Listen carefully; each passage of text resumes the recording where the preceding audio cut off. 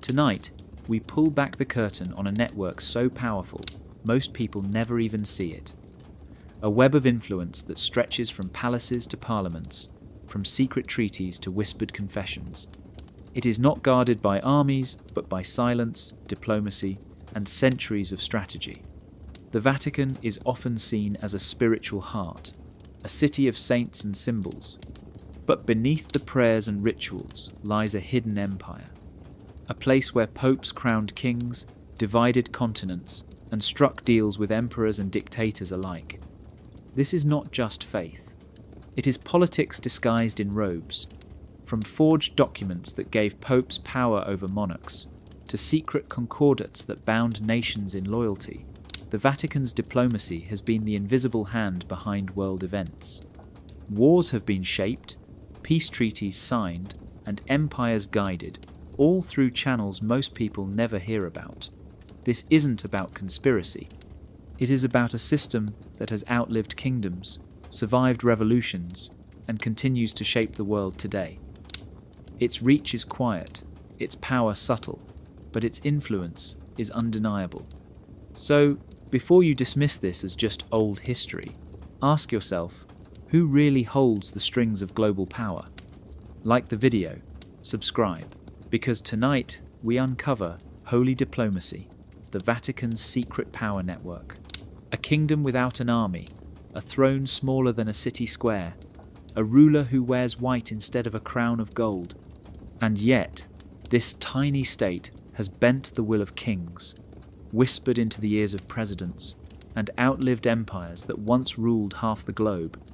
The Vatican is often described as a religious centre, the home of St. Peter's Basilica and the seat of Catholic faith. But beneath the shining marble and solemn prayers lies something far less discussed. The Vatican is not just a church. It is a hidden throne of power, a silent empire with a reach that extends into the very heart of global politics. On the surface, the Vatican is only 100 acres, making it the smallest independent state in the world. You could walk across it in minutes. You could miss it on a map if you blink. And yet, this small patch of land has held the attention of the most powerful rulers for over 1,000 years. How can such a small place control so much? The answer is not found in armies or weapons, but in something far stronger: influence. Unlike nations that rise and fall with wars, the Vatican built its throne on the ability to persuade, to negotiate, to control the flow of belief and trust. When kings wanted legitimacy, they turned to Rome. When nations needed moral approval for conquest, they sought papal blessing. And when leaders feared rebellion, the Vatican could calm the crowd with a sermon or ignite fury with a single decree. This is why the Vatican is not merely a church. It is the oldest, continuous diplomatic power in the world. Long before Washington or Moscow sent ambassadors, popes dispatched envoys to settle disputes, to arrange treaties, to pull strings behind closed doors. The Vatican did not need weapons because it controlled something deadlier: the human conscience. The power to say you were damned or saved. The power to decide whether your rule was God-given or cursed. Imagine a king trying to defy that. Few dared. Those who tried often found their kingdoms divided, their armies cursed, and their people turning against them. But the Vatican's influence is not just a relic of the past. Even in modern times, it has seats at international summits, secret backchannels into regimes, and ambassadors, called nuncios, who act not only as religious figures, but as political operatives. No other state of its size enjoys such access to presidents, monarchs, and prime ministers. No other spiritual leader receives the kind of respect and secrecy given to the Pope. For centuries, this silent throne has shaped borders, guided wars, and negotiated peace. It has outlasted revolutions, dictators, and dynasties. What makes this even more mysterious is how invisible it all seems. We rarely hear of Vatican diplomacy in headlines, yet its fingerprints can be found on some of the biggest turning points in history. From the crowning of emperors in the Middle Ages to secret negotiations during the Cold War, The Vatican has always been there, standing quietly in the background, pulling levers no one else can touch. So the question is not whether the Vatican is powerful. The question is how it became the most enduring power broker in human history without ever marching an army. And more importantly, why do so few ever speak of the throne that rules from the shadows? This is the beginning of the story of holy diplomacy, where prayers are power, silence is strategy, and the smallest state in the world sits upon the mightiest throne of them all. A single glance at a map can fool you. There, tucked inside the city of Rome, sits a state so small you could circle it in less than an hour. The Vatican is only about 100 acres, smaller than many shopping malls. Yet somehow this tiny enclave has managed to shape world history more than kingdoms hundreds of times its size. It has no farmland, no factories, and no natural resources. By every standard measure of power, it should be insignificant. And yet, it is not. The Vatican's true power comes not from territory, but from influence. Unlike most nations that measure their strength in land and armies, the Vatican measures its reach in souls. At its peak, the Catholic Church claimed over 1 billion believers scattered across every continent. That meant the Vatican could speak to more people than any king or president ever could. With a single declaration from the Pope, entire nations could sway. Borders could shift. Wars could begin or end. When leaders wanted to prove they ruled with divine blessing, they did not turn to parliaments. They turned to Rome. This influence was never just spiritual. It was political, economic, and cultural. The Vatican maintained one of the oldest diplomatic networks in history, sending representatives known as nuncios to courts around the world. They were not just priests. They were the Pope's eyes and ears, gathering secrets, negotiating alliances, and shaping policy in ways often invisible to the public. Today, the Vatican maintains diplomatic ties with more than 180 states, giving it one of the widest networks of official recognition in the world. That is remarkable for a state smaller than many city parks. The Vatican also operates as a kind of moral compass, whether invited or not. During global debates over war, peace, and human rights, the Pope's voice is often heard not as a suggestion, but as a force that governments must respond to. Even superpowers hesitate to openly defy it, because the Vatican's authority is not just political. It is cultural and spiritual. Millions listen to the Pope, and leaders know that ignoring him can mean losing the trust of their own people. In this way, the Vatican does not need to occupy land or command soldiers. It occupies the conscience. The strangeness lies in the contrast. On one hand, the Vatican is a microstate, smaller than many neighborhoods, guarded by a small Swiss guard who dress in colorful uniforms that look more ceremonial than practical. On the other hand, this small state has influenced treaties, crowned emperors, mediated wars, and held secret talks with nations locked in conflict. The Vatican has been both mediator and manipulator, champion of peace and silent player in colonial expansion. Its size has never limited its reach. If anything, its smallness has made it seem harmless, while allowing it to work quietly behind the scenes. When people think of great powers, they picture sprawling empires like Rome, or vast nations like China or the United States. But history shows that the Vatican has often stood among them, not with armies or treasure, but with something far more enduring, authority built on belief. In the end, the Vatican proves that influence does not depend on size. A state can be smaller than a college campus, yet still reach across the world. The question is, how has such a small place managed to keep that power for so long? The answer lies in a network unlike any other, one that most never even see. When most nations show their strength, they do it with armies, fleets, and towering flags planted across conquered lands. But the Vatican has no warships, no tanks, no armies marching under its command. Still, for centuries, it has influenced the direction of history in ways no empire could match. Its power rests in something far more subtle, a network so vast and hidden that most people never realize it is there. This network is not measured in miles or weapons. It is measured in human connections, secrets, and faith.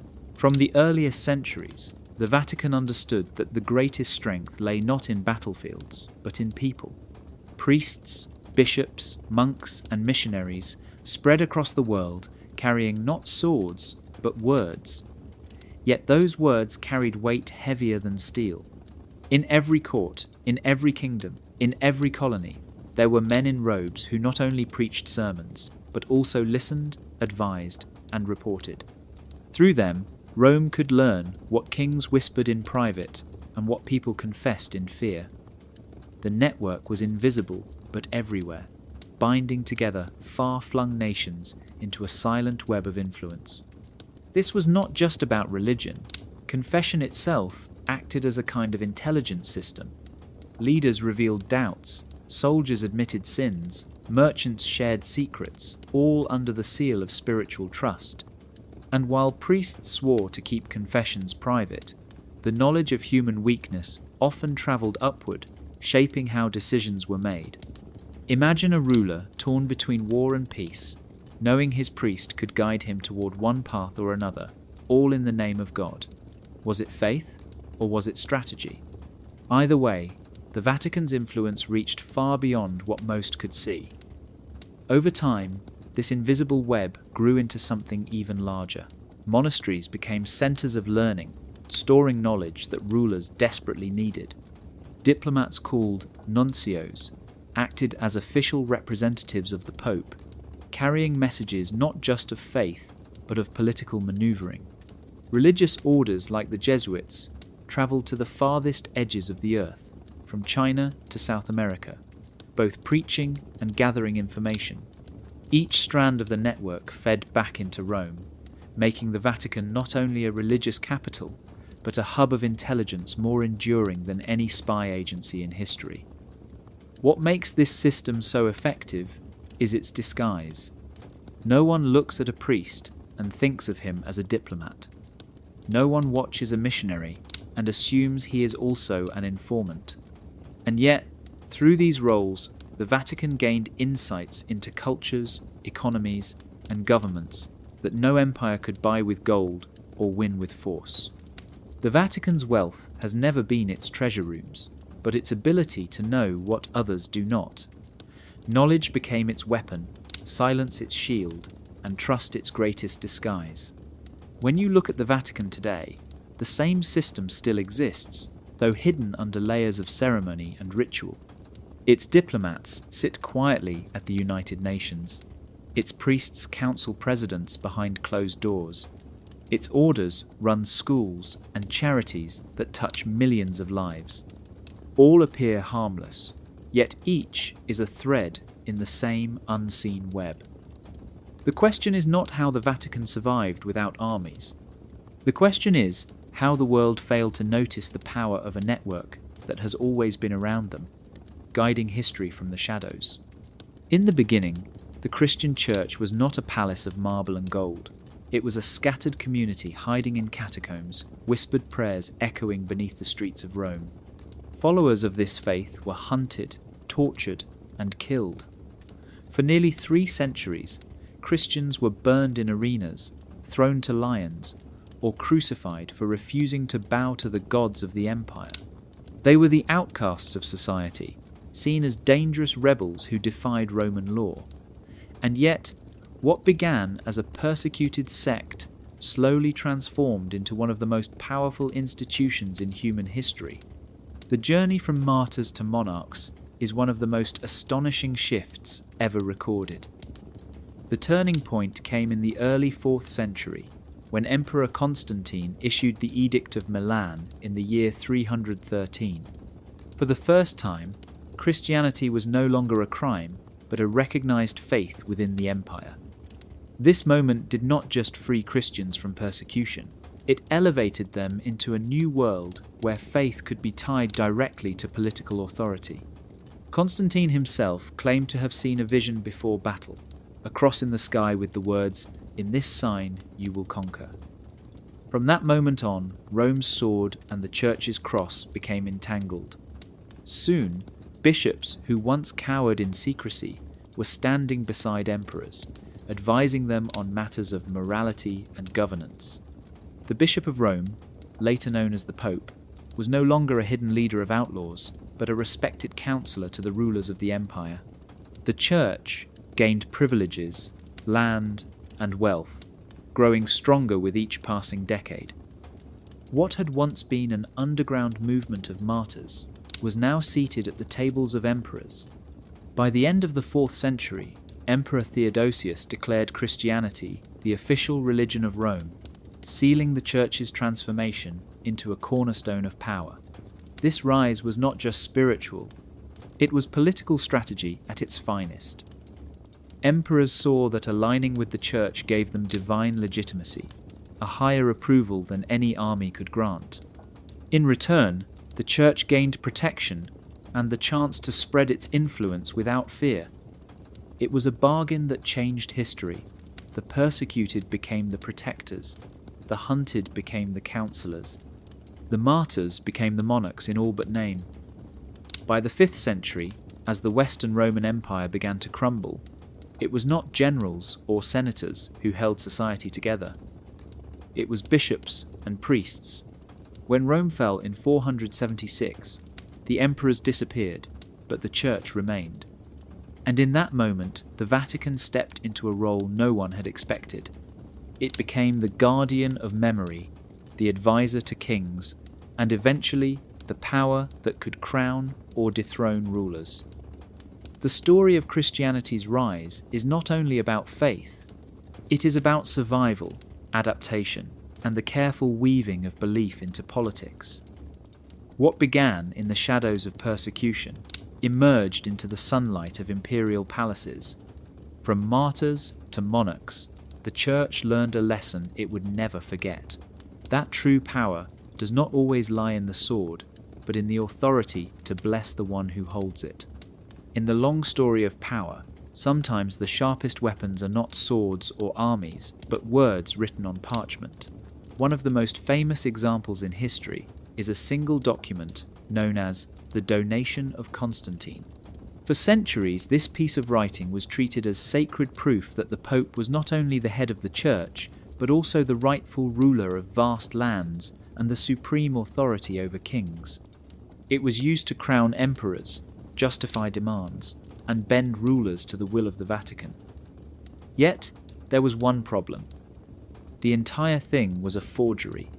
The story behind the donation begins with Emperor Constantine, the man who legalized Christianity in the early 4th century. According to the document, Constantine supposedly granted the Pope control over Rome, Italy, and all the western provinces of the empire. The gift was said to be a reward for the Pope's role in curing Constantine of leprosy through baptism. In return, Constantine moved his capital to Byzantium, leaving the spiritual and political rule of the Western world in the hands of the Church. The document seemed to be written proof that the Pope was not just a religious figure, but also the chosen ruler of earthly kingdoms. For hundreds of years, this claim went largely unchallenged. When kings hesitated to obey, popes could point to the donation and say their authority came not only from God, but from Rome's greatest emperor. The text was copied, studied, and cited in disputes. Rulers bowed to it because few dared to question something that carried the weight of both divine and imperial approval. This single forgery allowed the Vatican to step far beyond the role of a church and into the role of an empire without borders. The truth, however, began to emerge in the 15th century. Scholars of the Renaissance, skilled in languages and ancient history, noticed strange mistakes in the text. Words and styles of writing that did not exist in the time of Constantine appeared in the document. The Latin used was far too modern. References were made to structures and titles that had not yet been created in the 4th century. It was like finding a modern slang word inside a medieval scroll. Slowly, the illusion crumbled. The donation of Constantine had not been written in the 4th century at all. It was most likely created by church officials in the 8th century, a careful forgery designed to give the Vatican permanent leverage over rulers. By the time the forgery was exposed, it had already served its purpose. Centuries of papal authority had been built upon it. Crowns had been granted, wars had been justified, and kings had bent their knees because of it. Even when the truth came out, the Vatican did not collapse. Its power was already so deeply rooted that it no longer needed the document. The donation of Constantine remains one of the most striking reminders that history is not only shaped by armies and inventions, but also by ink and deception. A single forgery can change the destiny of nations if enough people believe it is real. Imagine a king who has conquered lands, commanded armies, and ruled his people with strength, yet still feels incomplete. His throne may be built of gold, but without one blessing, it is fragile. That blessing came not from another king, not from generals, but from a man in white robes sitting in Rome. For centuries, the popes held the power to crown emperors, and in doing so, they made rulers dependent on the church for legitimacy. It was a simple ceremony with world-changing consequences. The most famous moment of this practice happened in the year 800, when Charlemagne, king of the Franks, knelt inside St. Peter's Basilica. On Christmas Day, Pope Leo III placed a golden crown upon his head and declared him Emperor of the Romans. In that single act, Charlemagne's power transformed. He was no longer just a local ruler of tribes. He was now recognized as heir to the legacy of Rome, chosen and blessed by God through the hands of the Pope. The message was clear. Without the Church, an emperor was only a man. With the Church, he became something greater. This power to crown emperors gave the Vatican enormous influence. Kings realized that their strength on the battlefield was not enough. They needed spiritual approval to secure their rule. Subjects believed their loyalty was owed not only to the king, but to God, who supposedly placed him there. And who controlled that story? The Pope. This meant rulers had to tread carefully, defy the Pope, and your crown could be stripped away as easily as it was given. Entire kingdoms could be thrown into chaos if the Pope declared your rule illegitimate. Over the centuries, this ritual became a cornerstone of European politics. In the Holy Roman Empire, which stretched across much of Central Europe, no ruler was truly accepted until crowned by the Pope. Even powerful monarchs who resisted papal influence could not escape the weight of that tradition. They might win wars and build castles, but without the Church's blessing, their legacy remained in doubt. The coronation was more than ceremony. It was a reminder of who held the final authority. Conflicts often erupted when kings tried to assert independence. The investiture controversy of the 11th century showed just how far this struggle could go. Emperors and popes clashed over who had the right to appoint bishops, and the threat of excommunication hung over rulers like a sword. To be cut off from the Church meant not only personal damnation but political disaster. People believed a ruler cursed by the Pope had no right to govern. By controlling the act of coronation, the Vatican positioned itself as the gatekeeper of earthly power. Armies could conquer lands, but only the Church could declare that conquest legitimate in the eyes of God. This delicate balance of fear and faith gave the Vatican leverage unmatched by any empire. The crown may have rested on the head of the emperor, but it was the Pope's hands that placed it there, reminding the world that thrones are never secure unless blessed from Rome. Long before the Vatican became the smallest independent state in the world, it learned the art of survival through treaties known as concordats. These were not simple agreements. They were carefully crafted documents that tied the fate of kings and the power of the Church together. With each concordat, the Vatican strengthened its position as more than just a religious institution. It became a sovereign power in its own right, a state without borders, yet with authority that reached across entire kingdoms. The earliest concordats began in the Middle Ages, when rulers struggled to balance their authority with the influence of the church. Monarchs wanted to appoint their own bishops and control church lands within their territories. The Vatican, on the other hand, insisted that only Rome could decide who was worthy to hold spiritual office. This conflict came to a head during the investiture controversy of the 11th century, a clash that threatened to tear Europe apart. Out of that struggle came the Concordat of Worms in the year 1122, one of the first major treaties between Pope and Emperor. The Concordat of Worms was more than a truce. It was a blueprint for how the Vatican would operate as both a spiritual and political power. The emperor gave up the right to appoint bishops with spiritual authority, but retained some influence over their worldly possessions. The church secured independence in religious matters, and the emperor maintained a measure of control over the flow of wealth and land. For the first time, a pope and a monarch sat as equals in negotiation, and the Vatican proved it was not just a church, but a sovereign force. Over the centuries, concordats became the Vatican's favourite tool of diplomacy. They allowed the church to negotiate directly with rulers, carving out protections for its lands, rights for its clergy, and guarantees of independence. In many cases, these agreements gave the church tax exemptions, legal immunity, and influence over education and marriage laws. Monarchs signed because they needed papal blessing to secure loyalty from their people. The Vatican signed because it knew every treaty was another chain of legitimacy binding rulers to Rome. These early concordats were quiet victories that shaped Europe in ways few recognized at the time.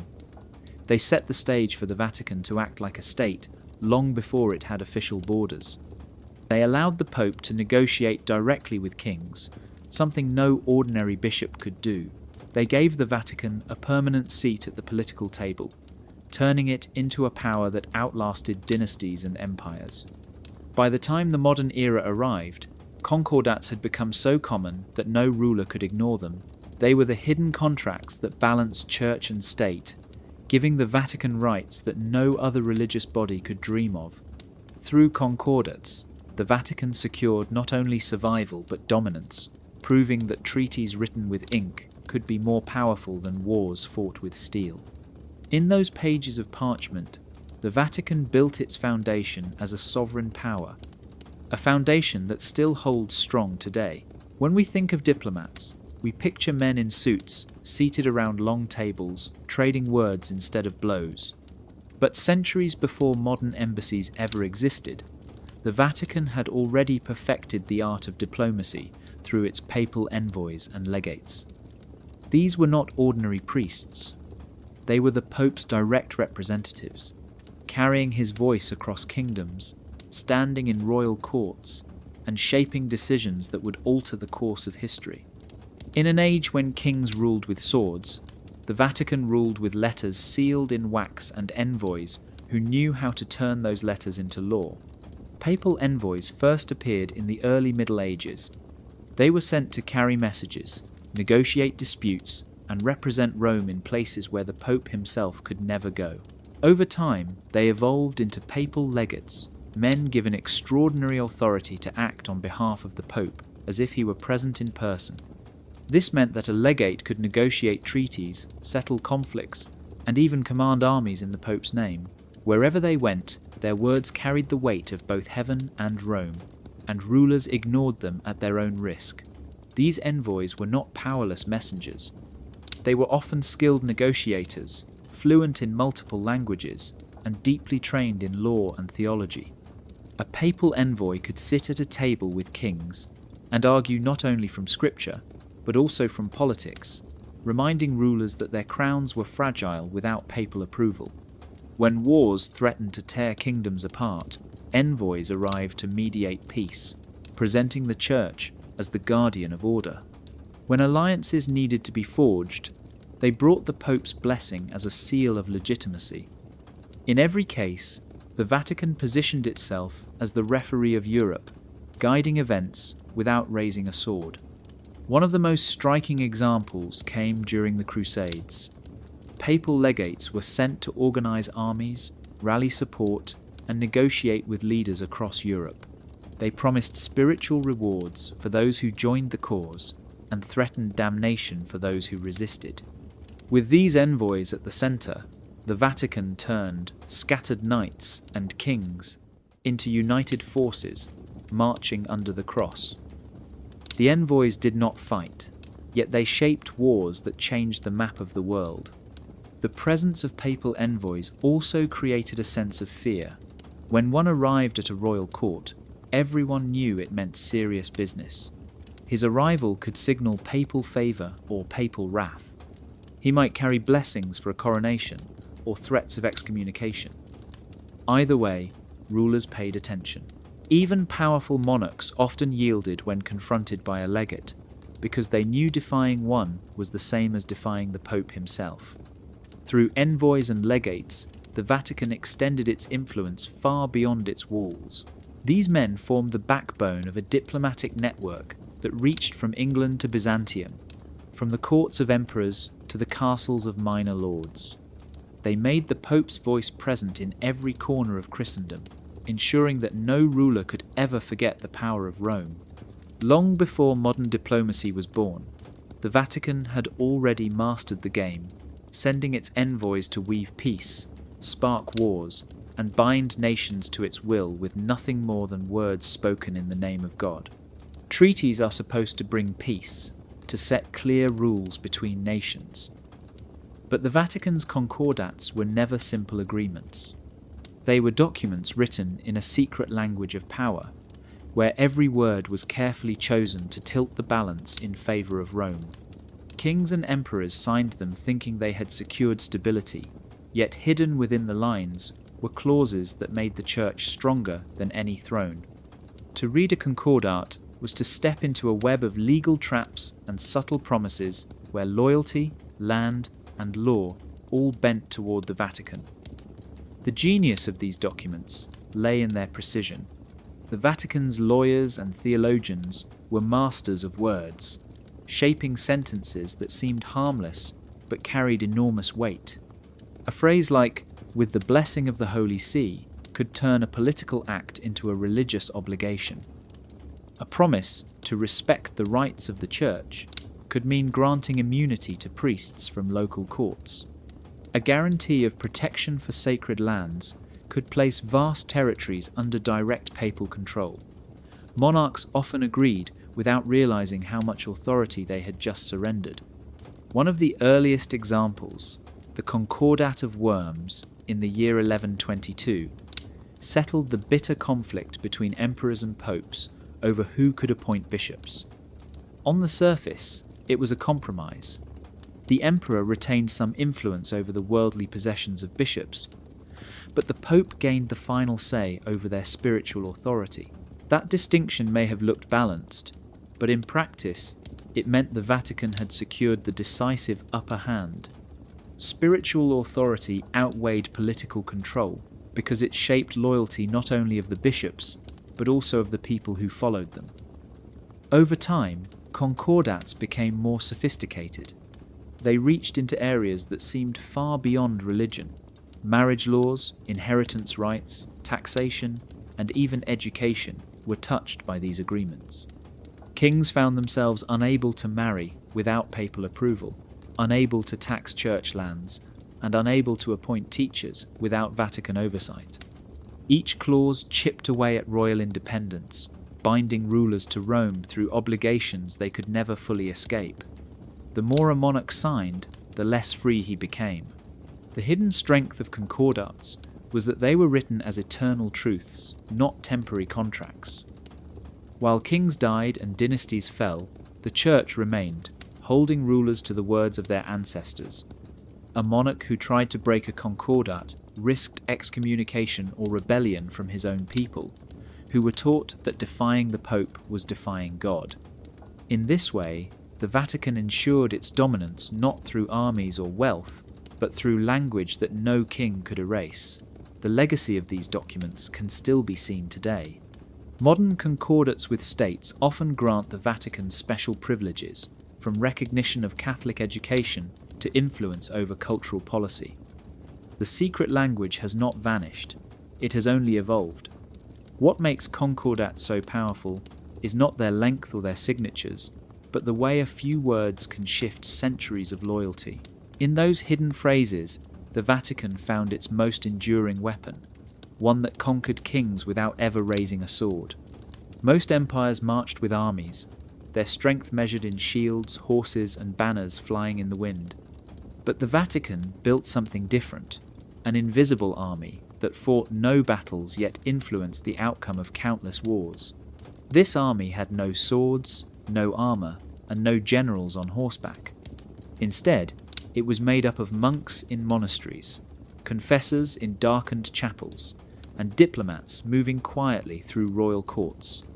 Together, they formed a network of information and persuasion so vast and subtle that rulers never fully realized how much power it held.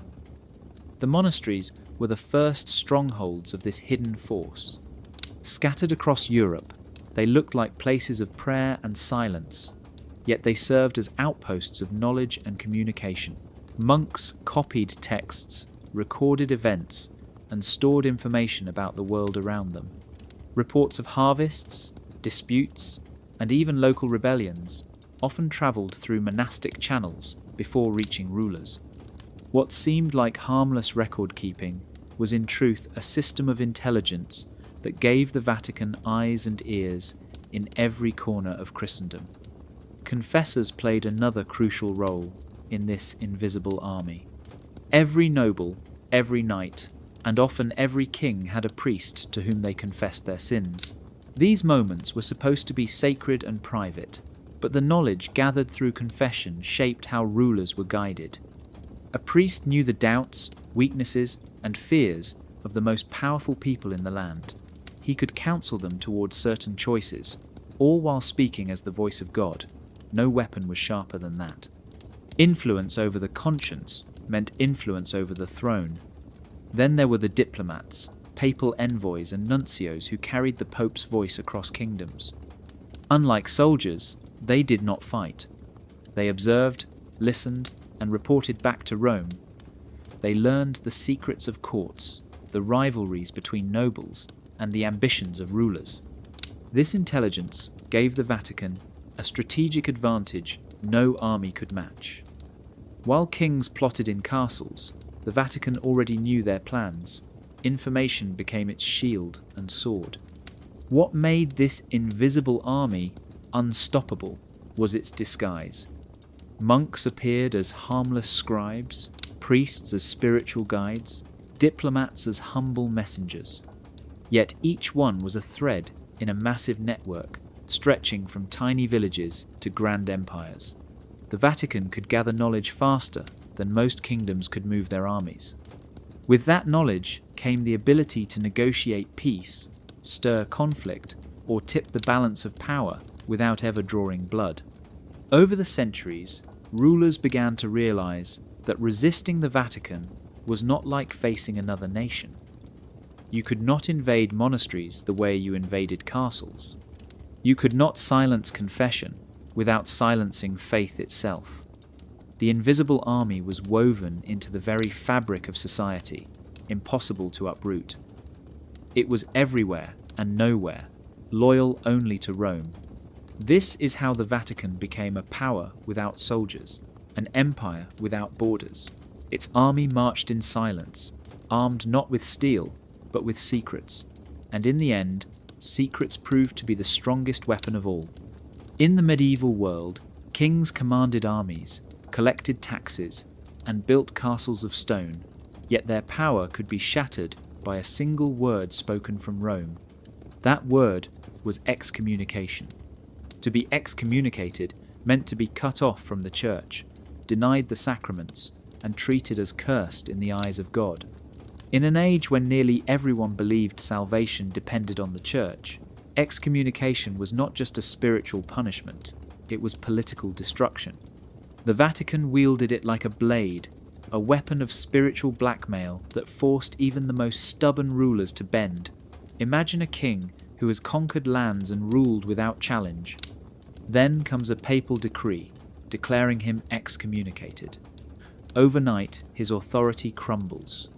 His subjects begin to doubt whether obedience to him is obedience to God. Nobles whisper of rebellion. Armies hesitate to fight for a ruler who may be damned. Merchants avoid his lands, fearing they too will be tainted.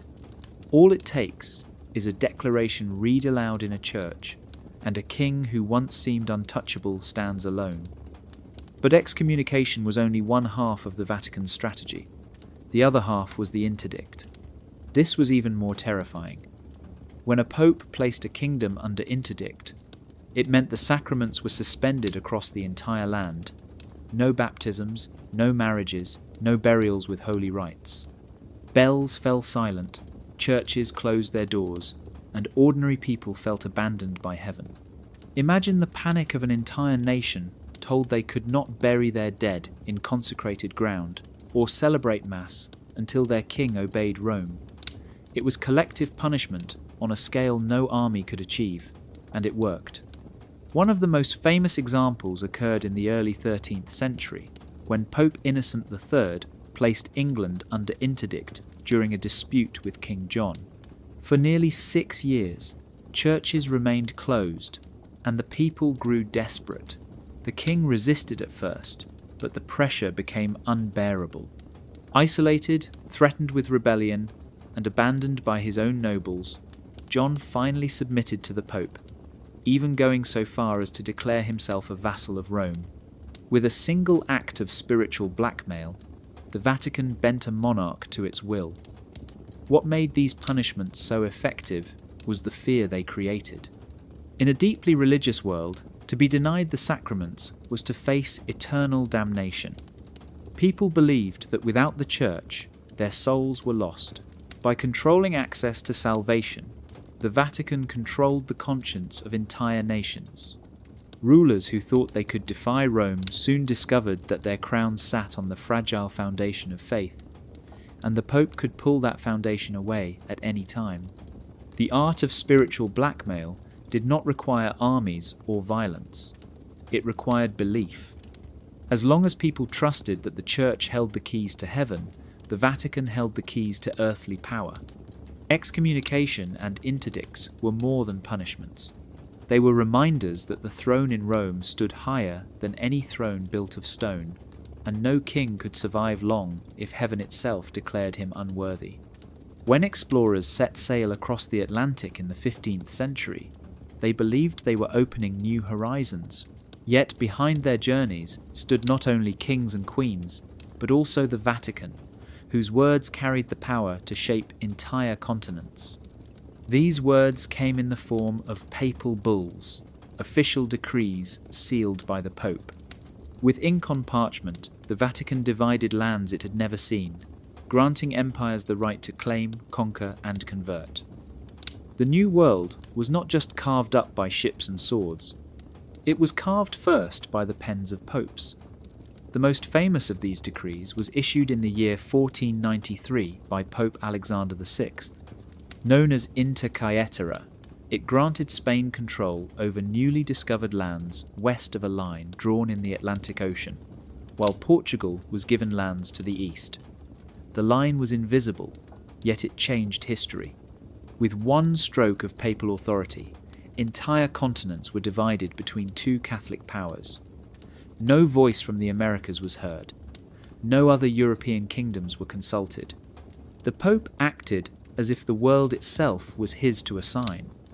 This decision did not remain on paper. It fueled centuries of conquest, colonization, and conversion. Spanish conquistadors marched through the Caribbean, Central America, and South America, claiming land in the name of both crown and cross. Portuguese explorers spread across Africa, Brazil, and Asia under the same blessing. The Vatican's decree provided not only justification but also moral cover. Colonization was framed as a sacred mission to bring Christianity to distant peoples, even when it meant destruction of cultures, forced conversions, and oceans of blood. The Treaty of Tordesillas in 1494, signed soon after the papal bull, shifted the line slightly westward, giving Portugal a claim to Brazil. Yet the underlying principle remained. The Vatican had acted as global referee, deciding which empire would control which land. It is staggering to imagine. A state smaller than a single city block in Rome claimed authority to assign entire continents. The kings obeyed because the Pope's words were seen as divine. To reject them would be to risk excommunication, rebellion, and eternal damnation. For the people of the New World, the papal bulls were invisible, yet devastating. Nations that had thrived for centuries were suddenly declared subjects of foreign crowns. Their land, their culture, and their very existence were judged through a lens of spiritual conquest. The Vatican's decrees gave legitimacy to empires that plundered gold, enslaved millions, and redrew the map of the world. The legacy of these decisions still lingers. Borders shaped by those decrees remain today, and the Vatican's role in blessing conquest has left a shadow on history that cannot be ignored. The New World was not discovered in innocence. It was claimed under the authority of Rome, with papal bulls that turned parchment into empire. Through those words, the Vatican proved it could divide the earth itself, making kings into its instruments and continents into pawns on a board it claimed as its own. When people hear the word missionary, they often imagine humble priests travelling to far-off lands to preach the gospel, carrying little more than a Bible and faith. But the truth is more complicated. Many of these missionaries, especially members of powerful orders like the Jesuits, were more than preachers. They were also diplomats, educators, and sometimes spies, serving as the front line of Vatican diplomacy. Wherever they went, they brought not only religion, but also influence, weaving the authority of Rome into the political fabric of distant empires. The Jesuits, founded in the 16th century by Ignatius of Loyola, became the most famous of these missionary orders. They vowed loyalty directly to the Pope, making them a unique force entirely dedicated to advancing Vatican interests. While other monks focused on prayer or local charity, the Jesuits travelled to the farthest reaches of the earth. From the courts of Chinese emperors to the villages of South America, they built schools, studied languages, and advised rulers. On the surface, they were there to spread the Christian faith. Yet their actions often positioned them as unofficial ambassadors of the Vatican. One of the clearest examples can be found in China during the 17th century. Jesuits like Matteo Ricci gained entry into the imperial court by mastering Chinese language and culture. They impressed the emperor with their knowledge of science, astronomy, and mathematics, presenting themselves as scholars as much as priests. Through these talents, they earned trust and influence, becoming advisors in a realm that had resisted European penetration for centuries. In reality, they were doing more than converting souls. They were opening a diplomatic channel between Rome and the world's most powerful non-European empire. In South America, Jesuits created entire communities known as reductions, where indigenous people were gathered, taught Christianity, and organized into new societies under church supervision. While these missions are often portrayed as shelters from colonial brutality, they also served as systems of control. The Vatican gained loyal communities far from Rome, while Spain and Portugal benefited from the order brought by Jesuit organization. It was a delicate balance of faith and politics, with the missionaries acting as middlemen between empire and people. Even in Europe, the Jesuits worked as agents of diplomacy. They advised kings, educated princes, and sometimes swayed policy with their words. Because they were seen as holy men, their advice carried more weight than ordinary counselors. A Jesuit confessor could guide a monarch's conscience, shaping decisions that would affect entire nations. To outsiders, this looked like religious service. To the Vatican, it was also political influence. The question remains whether these missionaries were truly spreading faith or acting as instruments of diplomacy. The truth is, they were both. They carried the cross in one hand and knowledge in the other, using both to open doors no soldier could. By the time European ships had reached the far corners of the globe, Jesuits and other orders had already laid the groundwork for Vatican authority. They were the quiet agents of holy diplomacy, operating on the blurred line between salvation and strategy. Through them, the Vatican extended its reach across continents, proving that sometimes the most effective diplomats are the ones disguised as missionaries. When people think of the Vatican's influence, they usually picture Europe with its cathedrals, kings, and coronations. But the ambitions of Rome stretched far beyond the West. In the age of exploration, the Vatican looked toward the East, to civilizations like China, Japan, and India, where empires thrived with cultures as old and powerful as Europe itself. This was not simply about preaching the gospel. It was about negotiation, diplomacy, and building a spiritual empire that extended beyond the borders of Christendom. China was one of the greatest prizes. In the 16th and 17th centuries, Jesuits like Matteo Ricci entered the Ming court, not as conquerors, but as scholars. They dressed in the robes of Chinese scholars, spoke the language, and offered knowledge in astronomy, cartography, and mathematics. The emperor valued their expertise, allowing them a place within a world that had long resisted foreign influence. To the Vatican, this was more than mission work.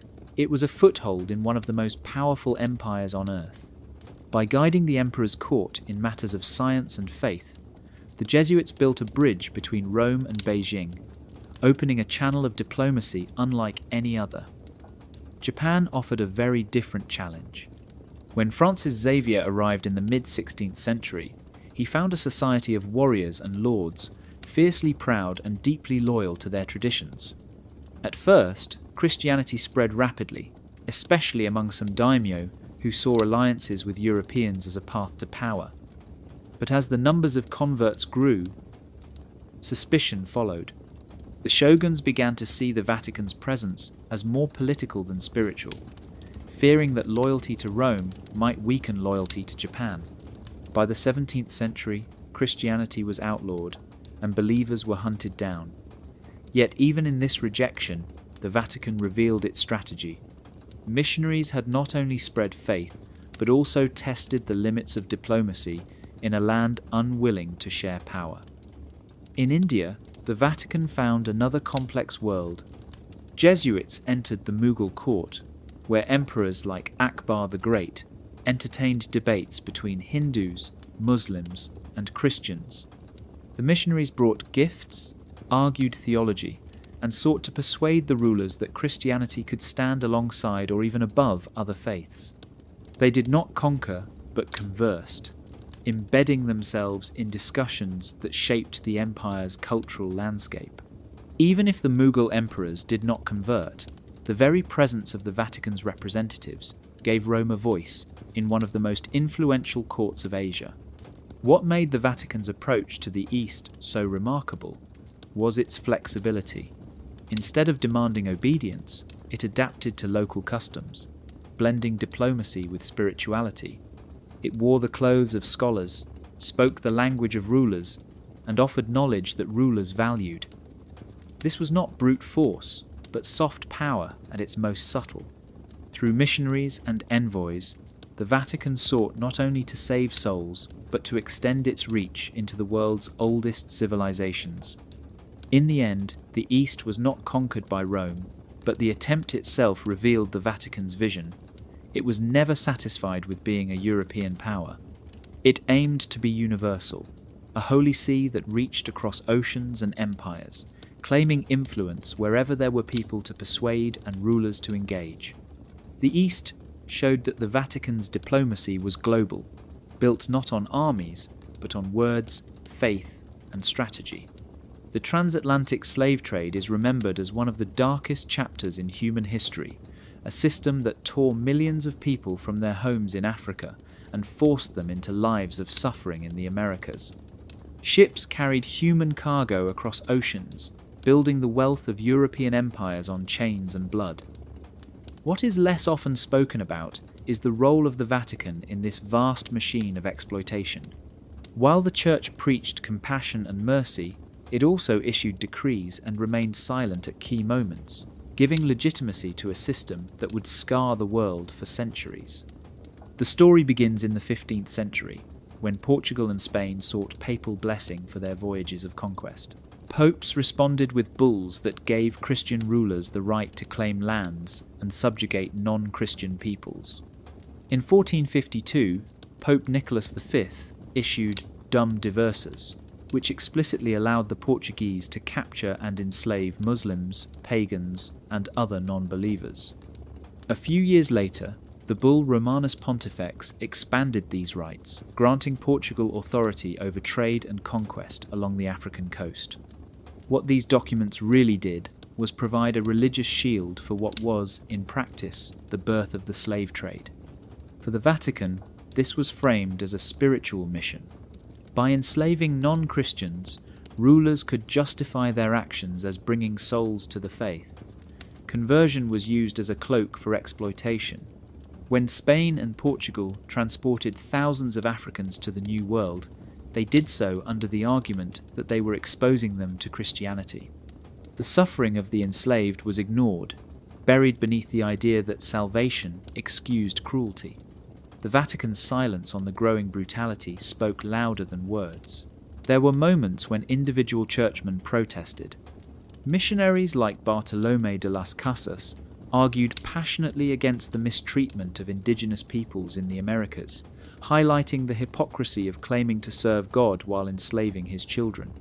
Yet their voices were often drowned out by the larger machinery of empire, which continued with tacit approval from Rome.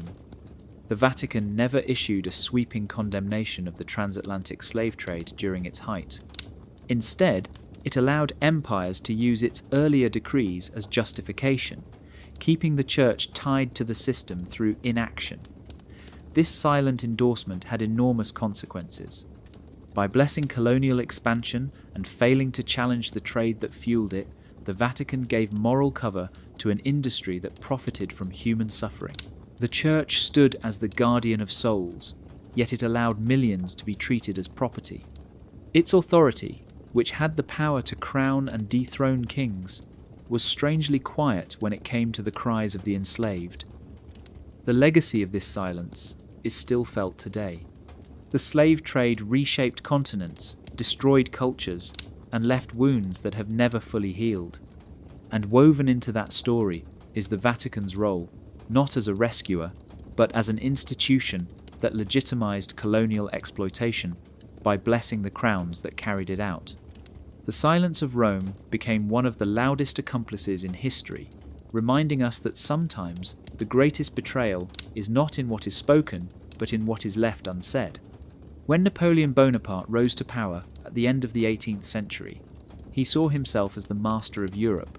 He defeated kings, redrew borders, and crowned himself emperor in a ceremony meant to outshine every monarch before him. Yet one ancient power refused to bow easily: the Vatican. For centuries, popes had crowned emperors, but Napoleon turned the ritual upside down in 1804. During his coronation in Paris, he took the crown from the Pope's hands and placed it on his own head. It was a dramatic gesture, meant to show that his authority came from himself, not from Rome. The message was clear. The Pope was no longer the giver of crowns. Napoleon would not be controlled. But Napoleon's defiance did not end there. As his empire expanded, he grew frustrated with papal independence.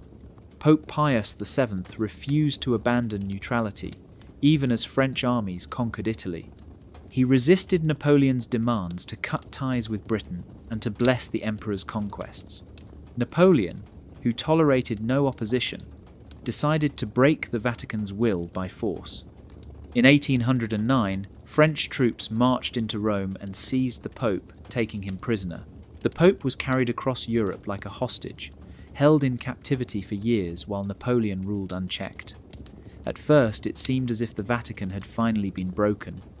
The Papal States were absorbed into the French Empire, and the Pope was humiliated, locked away while Napoleon boasted of victory. Yet even in chains, the Vatican refused to vanish. Pope Pius VII became a symbol of resistance, and his quiet endurance won him sympathy across Europe. While Napoleon controlled battlefields, the Pope controlled hearts. The spectacle of a spiritual leader, imprisoned by an ambitious emperor, made people question Napoleon's legitimacy. When Napoleon's empire began to collapse after the disastrous invasion of Russia in 1812, the balance shifted once again. By 1814, Napoleon was defeated, and the Pope returned to Rome in triumph. Against all odds, the Vatican had survived. It had been bent, humiliated, and stripped of land, yet it emerged intact, its spiritual authority even stronger for having endured the storm. The emperor who had crowned himself ended his days in exile on a distant island, while the Pope reclaimed his throne in the Eternal City.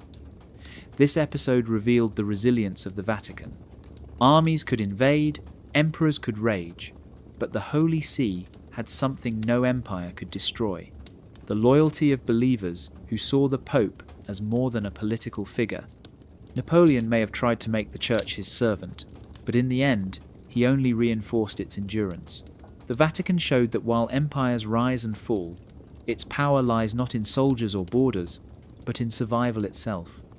Against the fury of Napoleon, the papal prisoner outlasted the emperor, proving that Rome's throne of faith could bend without breaking. For centuries, the Pope was not only a spiritual leader, but also a ruler over the Papal States, a stretch of land across central Italy. That balance of power lasted until the 19th century, when a new idea began to sweep across the peninsula: the dream of a united Italy. Nationalists believed that Italy should be one country, not divided into kingdoms, duchies, and papal territories. Standing in the way of that dream was Rome, guarded not by mighty armies, but by the presence of the Pope. To claim Rome was to claim Italy, and so a battle began between the forces of unification and the Vatican itself. The struggle reached its climax in 1870. Italian troops marched into Rome, breaching the walls near Porta Pia, and the Pope's temporal power seemed to vanish overnight. The Papal States were annexed into the Kingdom of Italy, and for the first time in centuries, the Pope was left with no lands to govern. Pius IX, furious and humiliated, declared himself a prisoner of the Vatican. He refused to recognize the authority of the Italian government, sealing himself inside the Apostolic Palace. For decades, popes lived in voluntary isolation, refusing to step outside into a city they no longer ruled. This period became known as the Roman Question. Who truly held authority in Rome, the Pope or the Italian king? The standoff dragged on through years of tension. The Vatican still commanded enormous spiritual loyalty, while the Italian government insisted it alone held political power. Pilgrims continued to visit the Pope, while nationalists celebrated the unification of their homeland. Rome became both a symbol of freedom and a symbol of loss, depending on who told the story. It was not until February 11th, 1929, that the stalemate finally ended. That day, representatives of the Holy See and the Italian state signed the Lateran Treaty. This agreement created the independent state of Vatican City, a tiny territory of just 109 acres, but with full sovereignty guaranteed. In return, the Pope recognized the Kingdom of Italy and its control over Rome.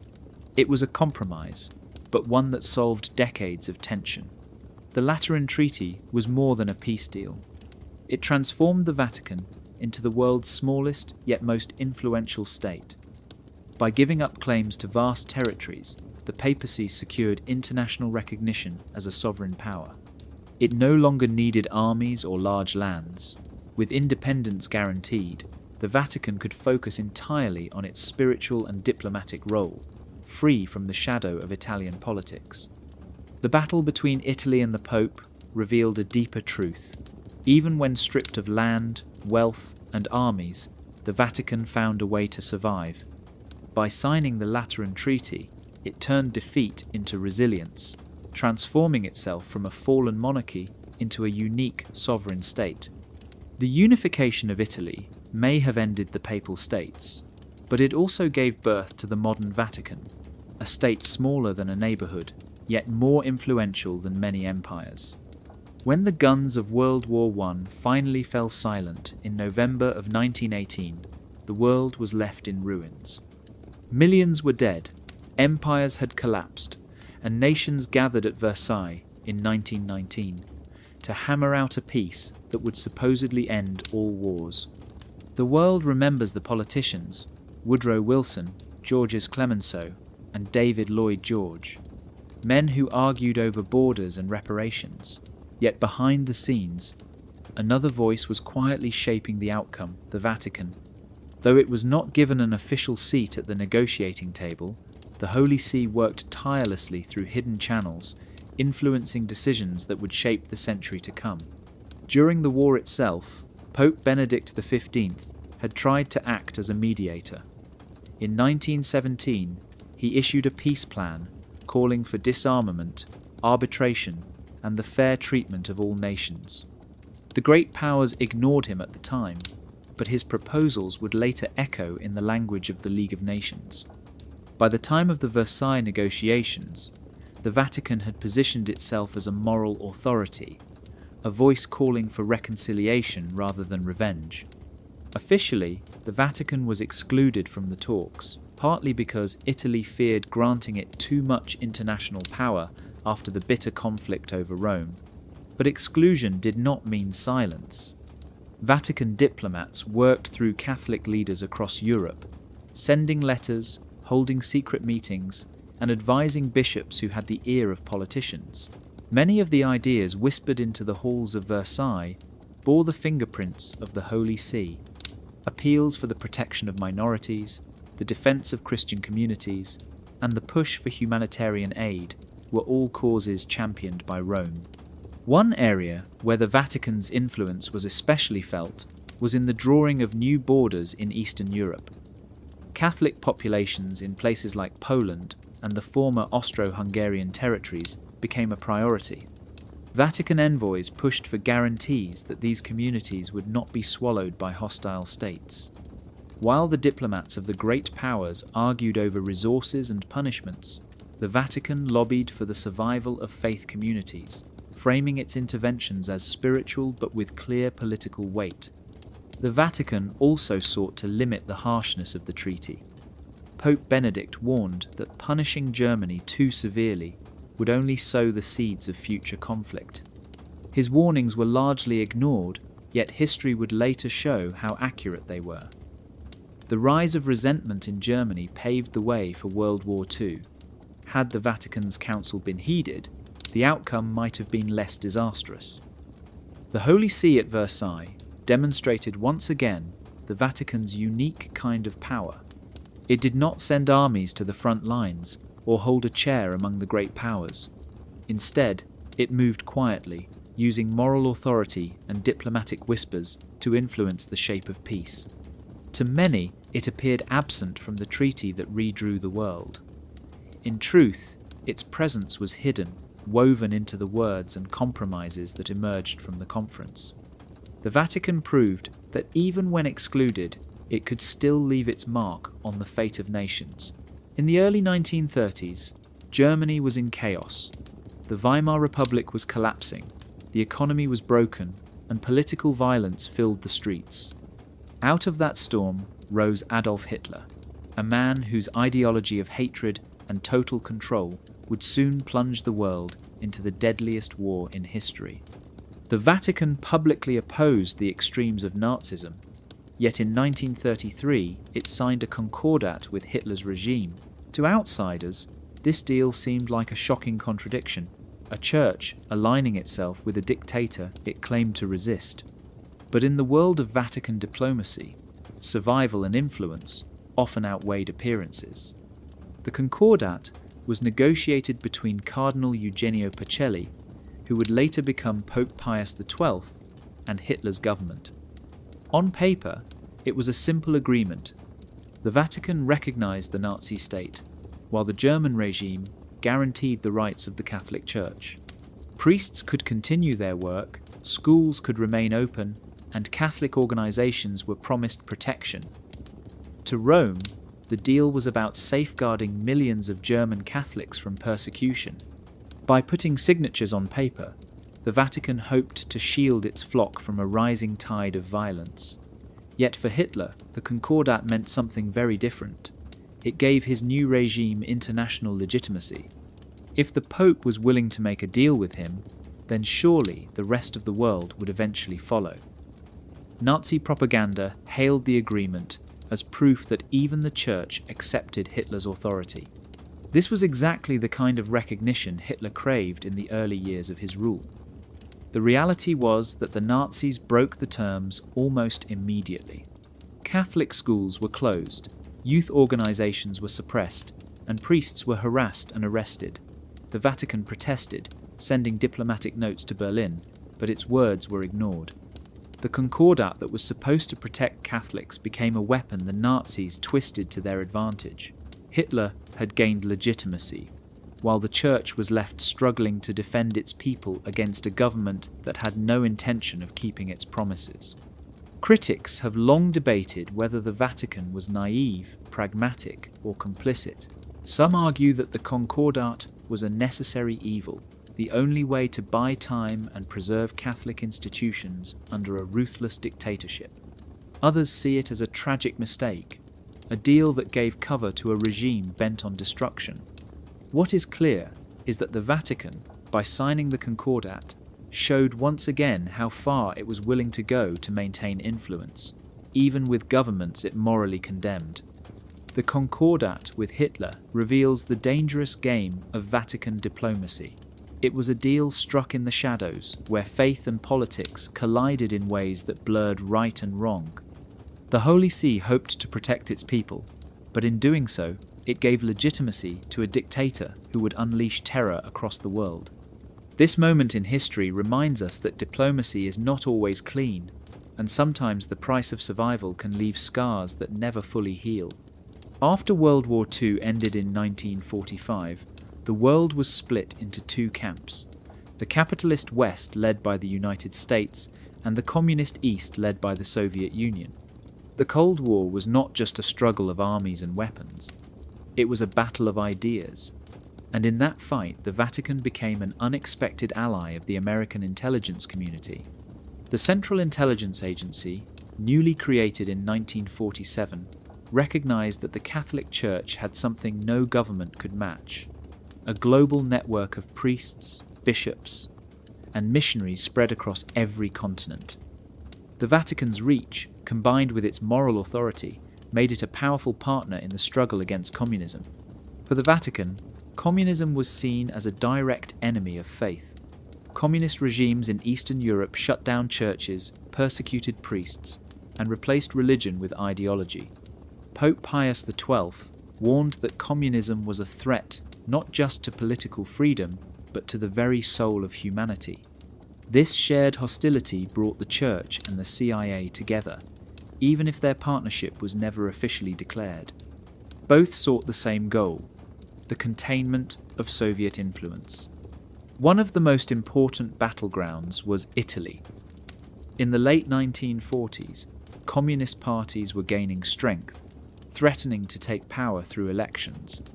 The Vatican feared that a communist Italy would strangle the Church at its very heart. With CIA support, money was funneled into political campaigns, propaganda was spread, and Catholic groups were mobilized to keep communists from winning. Priests preached against atheistic Marxism from the pulpit, while American intelligence quietly provided resources to ensure democracy survived. The alliance worked. In the elections of 1948, the Christian Democrats, backed by the Vatican and the CIA, defeated the communists, changing the course of Italian history. Beyond Europe, the cooperation continued. Catholic missionaries in Asia, Africa, and Latin America often became informal sources of information. Their presence in remote places gave them insights that intelligence agencies could only dream of. Reports from priests on the ground sometimes made their way back to Rome, and from there into Western hands. The Vatican's spiritual army of clergy doubled as a network of eyes and ears in a world divided by ideology. The most dramatic example came later with the rise of Pope John Paul II in 1978. A Polish pope, he became a symbol of resistance against communism in his homeland. His moral leadership inspired movements like Solidarity in Poland, which challenged Soviet control. The CIA recognized his influence and quietly supported efforts that aligned with his mission. Though the Vatican never openly admitted such collaboration, history shows that the Church and American intelligence often worked in parallel, each benefiting from the other. The Vatican and the CIA may have seemed like unlikely partners, one representing ancient faith and the other modern espionage. Yet together, they fought a common enemy, shaping the Cold War in ways most people never realized. It was not armies or weapons alone that brought the Soviet Union to its knees. It was also alliances built in shadows, where rosaries and intelligence cables moved with the same purpose: to win a war without ever firing a shot. When Karol Wojtyła became Pope John Paul II in 1978, the world witnessed more than just the election of a new pontiff. For the first time in centuries, the leader of the Catholic Church came from behind the Iron Curtain, from Poland, a nation trapped under communist rule. His very existence on the throne of St. Peter was a challenge to Soviet authority. But what followed went far beyond symbolism. John Paul II became a driving force in the struggle against communism, using faith as a weapon and offering covert support to Poland's Solidarity movement. In June of 1979, John Paul returned to Poland for his first papal visit. Millions poured into the streets to see him, creating crowds so massive they stunned even the communist authorities. In a country where religion had been pushed into the shadows, his presence gave people hope. He told them not to be afraid, and that simple message sparked a fire. For the first time, ordinary Poles realized that they outnumbered their rulers. The Soviet-backed government could no longer pretend that communism had crushed the nation's spirit. Out of this new wave of courage, the Solidarity movement was born. Led by Lech Wałęsa, Solidarity began as a labor union, but quickly became a national resistance to communist oppression. Workers demanded rights, freedom, and dignity. Behind them stood the Vatican. Though the support was often hidden, the Pope's influence was unmistakable. Money flowed quietly from church networks to fund strikes and keep Solidarity alive. Vatican channels also connected the movement with Western governments, ensuring international attention that the communists could not ignore. The Soviet Union saw the danger. If Poland slipped, the rest of Eastern Europe might follow. Pressure on the Pope increased, and in 1981 he was shot in St. Peter's Square by an assassin linked to networks with suspected ties to communist intelligence. John Paul survived, and instead of silencing him, the attempt only increased his determination. He continued to speak openly against oppression, encouraging the Polish people to stand firm in their faith and their fight for freedom. Through the 1980s, the bond between Solidarity and the Vatican grew stronger. The Pope's moral authority made it impossible for the communist regime to completely crush the movement. Even when martial law was declared and Solidarity was outlawed, the Vatican's backing ensured it survived underground. John Paul acted as both a shepherd of souls and a strategist in the global Cold War, walking the fine line between spiritual leadership and political resistance. By the end of the decade, the cracks in the communist system had widened. Solidarity re-emerged, negotiations began, and eventually Poland held free elections in 1989. It was the beginning of the end for Soviet domination in Eastern Europe. Many historians agree that without John Paul II's support, Solidarity might have been destroyed in its infancy. The story of the Pope versus communism shows how power is not always measured in tanks or weapons. Sometimes it is measured in words, faith, and courage. From his position in Rome, John Paul II reached across borders to strengthen a movement that would topple an empire. His role in Poland's freedom proved that one man, armed not with armies but with belief, could change the course of history. The Vatican is often seen as a place of prayer, tradition, and holy ritual, But behind the marble halls and sacred ceremonies lies a powerful institution that deals not in incense, but in money. Known officially as the Institute for Works of Religion, the Vatican Bank has long been one of the most secretive financial entities in the world. It was founded in 1942 during the turmoil of World War II, and from the beginning, it was more than just a bank. It was a financial weapon, giving the Vatican influence over global politics in ways that were often hidden from the public eye. Unlike ordinary banks, the Vatican Bank is not bound by the same rules and oversight that govern financial systems in other countries. Its location inside a sovereign microstate means it answers to no outside regulators. This independence allowed it to serve as a safe channel for money that could not easily move through traditional banks. During the Cold War, funds were quietly transferred to support anti-communist movements, with Vatican accounts sometimes acting as conduits for money that originated from Western governments or wealthy private donors. The Church could funnel resources into causes aligned with its interests while keeping official hands clean. The bank also became entangled in scandals that revealed just how far its reach extended. In the 1970s and 80s, it was linked to the mysterious collapse of Banco Ambrosiano, an Italian financial institution whose chairman, Roberto Calvi, was found dead hanging beneath Blackfriars Bridge in London in 1982. Calvi had been nicknamed God's Banker because of his close ties to the Vatican. The scandal revealed a shadowy web of connections involving organised crime, secret lodges, and political corruption. Though the full truth was never brought to light, the Vatican Bank stood at the centre of the storm, a reminder that its influence was anything but purely spiritual. Yet, the Vatican continued to rely on its bank as a tool of power. Through careful management of funds, investments, and donations from around the world, it preserved not only its independence, but also its ability to act on the global stage. For governments and intelligence agencies, the Vatican Bank could serve as a discreet partner, moving money across borders where normal institutions would hesitate. Its secrecy was both its strength and its weakness, granting the Holy See power while also drawing suspicion. The phrase "bankers of God" may sound ironic, but it captures the strange duality of the Vatican's role. The same institution that preaches detachment from material wealth has maintained one of the most influential and opaque financial systems on earth. It has been accused of laundering money, hiding assets, and protecting elites, yet it has also been used to fund missions, support movements, and uphold the Church's global reach.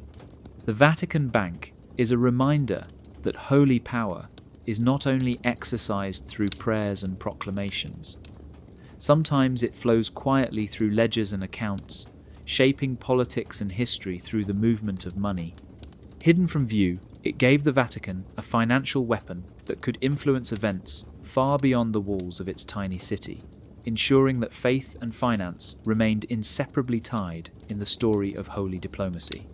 When most people picture diplomats, they think of polished men and women in suits, representing powerful nations with vast armies and industries. But among them, in the grand halls of the United Nations, or in quiet embassy receptions, you will often find a very different kind of diplomat. They are Vatican nuncios, representatives of the Holy See, and they carry with them no tanks, no territory, and no trade deals. What they bring instead is something far more subtle, the weight of moral authority and centuries of carefully honed diplomacy.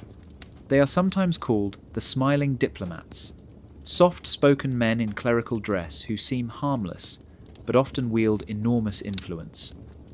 The position of papal nuncio is unique in the world of international relations.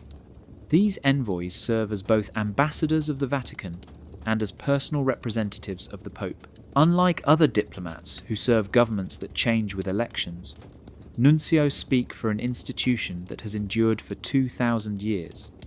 Their presence in assemblies like the United Nations may seem symbolic, but symbols can be powerful. When they deliver speeches or cast votes in discussions about human rights, war, or peace, they do so with the moral weight of 1 billion Catholics behind them. At the United Nations, the Holy See holds permanent observer status, a position that allows it to participate in debates and negotiations, even though it is not a full member state. This unusual role has given Vatican nuncios the ability to influence resolutions, especially those concerning humanitarian issues, religious freedom, and family policy.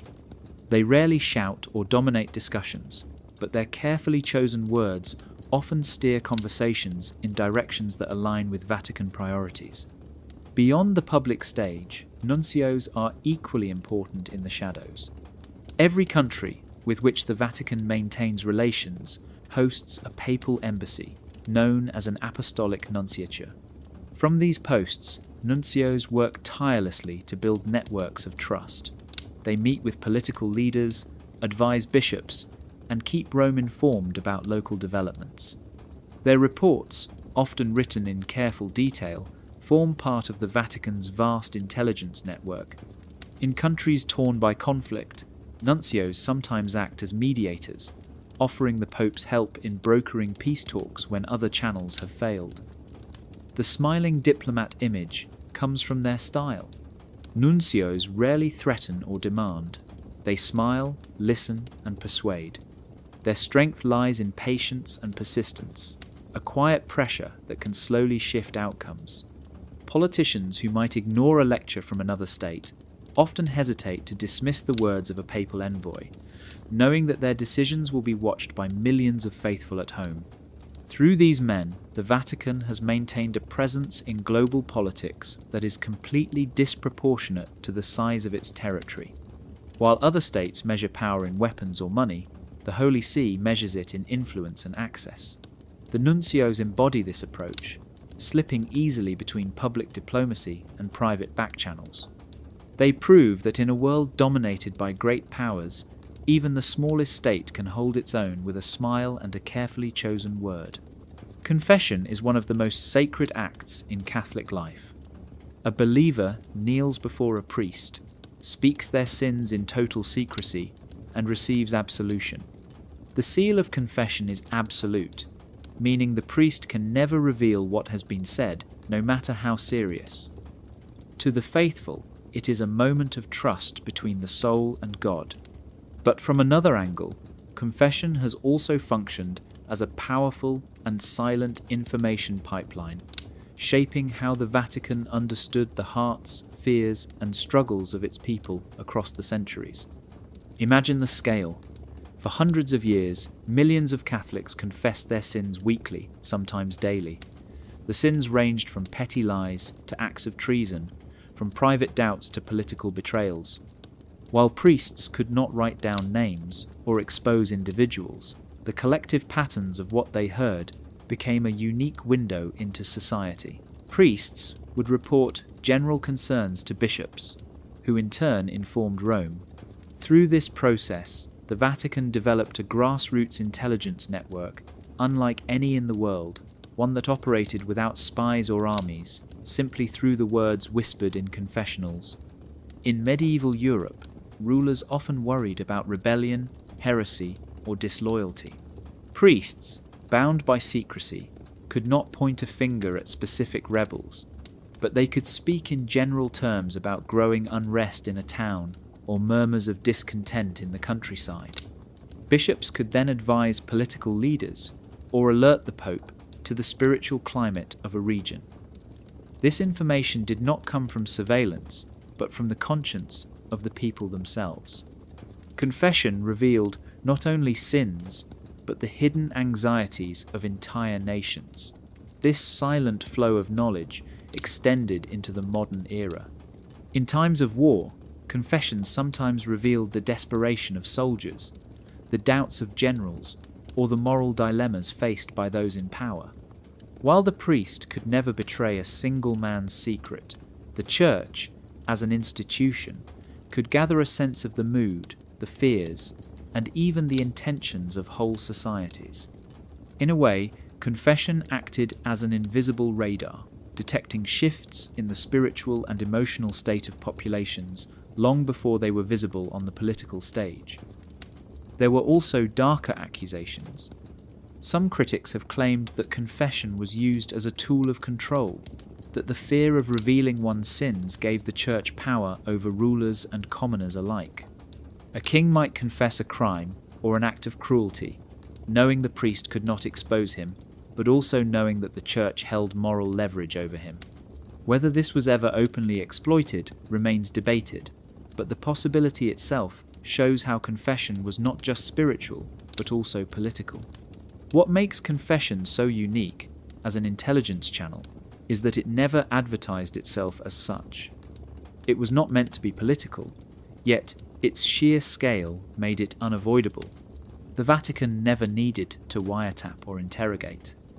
The world came willingly, whispering its secrets into the shadows of wooden booths. In those whispers lay both the weakness and the strength of humanity, and through them, the Vatican gained a silent awareness that no empire could replicate. When people think of saints, they often imagine holy figures who lived lives of virtue, performed miracles, and became examples of faith. But behind the glowing halos and solemn ceremonies, the process of making saints has also been a powerful tool of Vatican diplomacy. Canonization, the act of declaring someone a saint, was not only about honoring the holy, but also about sending political messages, strengthening alliances, and extending influence into contested regions. Saints and their relics became weapons of soft power, inspiring devotion while quietly shaping loyalties. From the Middle Ages onward, the canonization of saints often coincided with the needs of the Church in politics. When Rome declared a local hero a saint, it gave that region a direct link to the Vatican. Suddenly, a community had a heavenly patron recognized by the highest authority in the Church. This was more than spiritual validation. It tied local identity to Rome itself, making resistance to the Pope far more difficult. In contested areas, such as parts of Eastern Europe or missionary territories, the creation of saints acted as a spiritual flag planted in the soil, declaring the Vatican's influence. Relics, the bones, clothing, or possessions of saints carried equal weight. They were more than sacred objects. They were symbols that could unite entire nations. A relic sent to a city was a sign of Rome's favour, often boosting the prestige of that city's rulers. Monarchs competed for relics, believing that possessing them would secure divine protection for their reigns. Wars were fought over these treasures, and pilgrimages drew crowds that enriched both local economies and Vatican prestige. Through relics, the Church could turn devotion into political currency. One striking example comes from the colonial era. As missionaries spread across Asia, Africa, and the Americas, they carried relics with them, planting the presence of saints in lands far from Europe. These relics helped transform distant communities into Catholic strongholds, not just through belief, but through a sense of belonging to the larger family of the Church. For local rulers, accepting these symbols often meant securing Vatican support, while rejecting them could mark a community as outside the Church's favour. The process of canonization itself was also carefully timed. A new saint could rally the faithful during times of crisis, serve as a model of resistance against hostile regimes, or strengthen the Vatican's stance in cultural debates. Declaring someone a saint was rarely just a spiritual act. It was a statement to the world about what kind of values Rome was championing, and it carried enormous diplomatic weight. The use of saints and relics as soft power shows how the Vatican's influence has never relied solely on treaties or armies. It mastered the art of shaping hearts and imaginations. A saint could inspire devotion in ways that laws never could. A relic could unite people across borders more effectively than a soldier's sword. Through these symbols, the Vatican extended its reach, proving that sometimes the most powerful weapons are not made of steel, but of faith, memory, and the hope of heaven. Oil has been called the lifeblood of modern civilization, the resource that powers cars, factories, and entire economies. Control over oil has sparked wars, toppled governments, and shaped the destinies of nations. While the Vatican may not appear on the surface as a player in this high-stakes game, history shows that it has quietly engaged with energy-rich nations, often cloaking its involvement in the language of humanitarian missions and spiritual outreach. Behind the blessings and photo opportunities, there were often deeper negotiations that linked faith to fuel. In the aftermath of World War II, the map of global power shifted. Countries in the Middle East, Africa, and Latin America suddenly became critical because of their oil reserves. Western governments and corporations rushed to secure contracts, while the Vatican approached from another angle. By sending missionaries, establishing schools, or offering mediation in conflicts, it built relationships with rulers whose decisions over oil exports could shape the global economy. These efforts looked purely charitable on the surface, but they also opened channels for discreet diplomacy. One of the Vatican's strongest tools in these regions was its moral image. Unlike oil companies or military powers, the Church arrived with no armies and no obvious commercial motives. This gave it access to leaders who might distrust Western governments. A papal envoy could offer friendship, recognition, and the promise of international prestige through Vatican connections. In return, the Holy See gained influence over how resources were distributed and which allies benefited. Sometimes this meant guiding contracts toward nations that aligned with Catholic interests. Sometimes it meant restraining explosive conflicts that threatened the flow of energy. During the Cold War, oil-producing nations became critical battlegrounds between East and West. The Soviet Union sought to expand influence, while the United States fought to contain it. The Vatican, deeply opposed to communism, often sided quietly with the West. By maintaining dialogue with leaders in countries like Venezuela, Nigeria, and the Gulf states, the Holy See positioned itself as a mediator whose humanitarian missions just happened to align with the stability needed for oil to keep flowing toward Western allies. This alignment was rarely spoken aloud, but its effects were clear. Critics argue that the Vatican's presence in oil-rich nations was not just about souls, but also about strategy. Humanitarian aid programs, hospitals, and schools built by Catholic organizations gave the Church undeniable goodwill, but they also gave it leverage. Leaders who accepted Vatican support often found themselves more open to the diplomatic interests of Rome and its allies. Oil was never openly mentioned in sermons or encyclicals, yet it hovered in the background as one of the most important factors binding these relationships.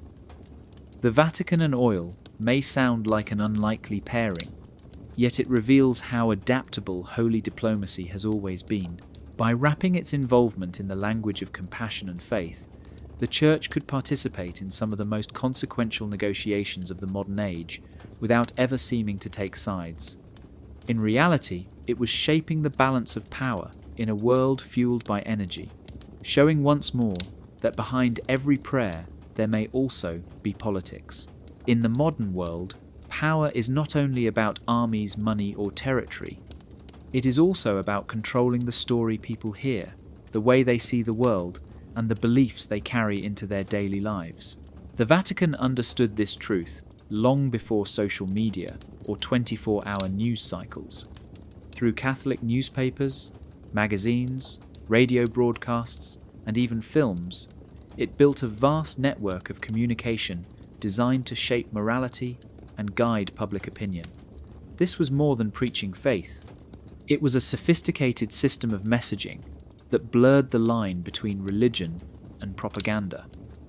The Catholic press became one of the Church's most effective tools. In the 19th and early 20th centuries, Catholic newspapers appeared in almost every major city where Catholics lived. These publications did more than report news. They framed events through a lens that aligned with Vatican teaching. Wars, elections, and social debates were described not only in political terms, but also in moral ones. Readers came away not just informed, but shaped by the worldview Rome wanted them to have.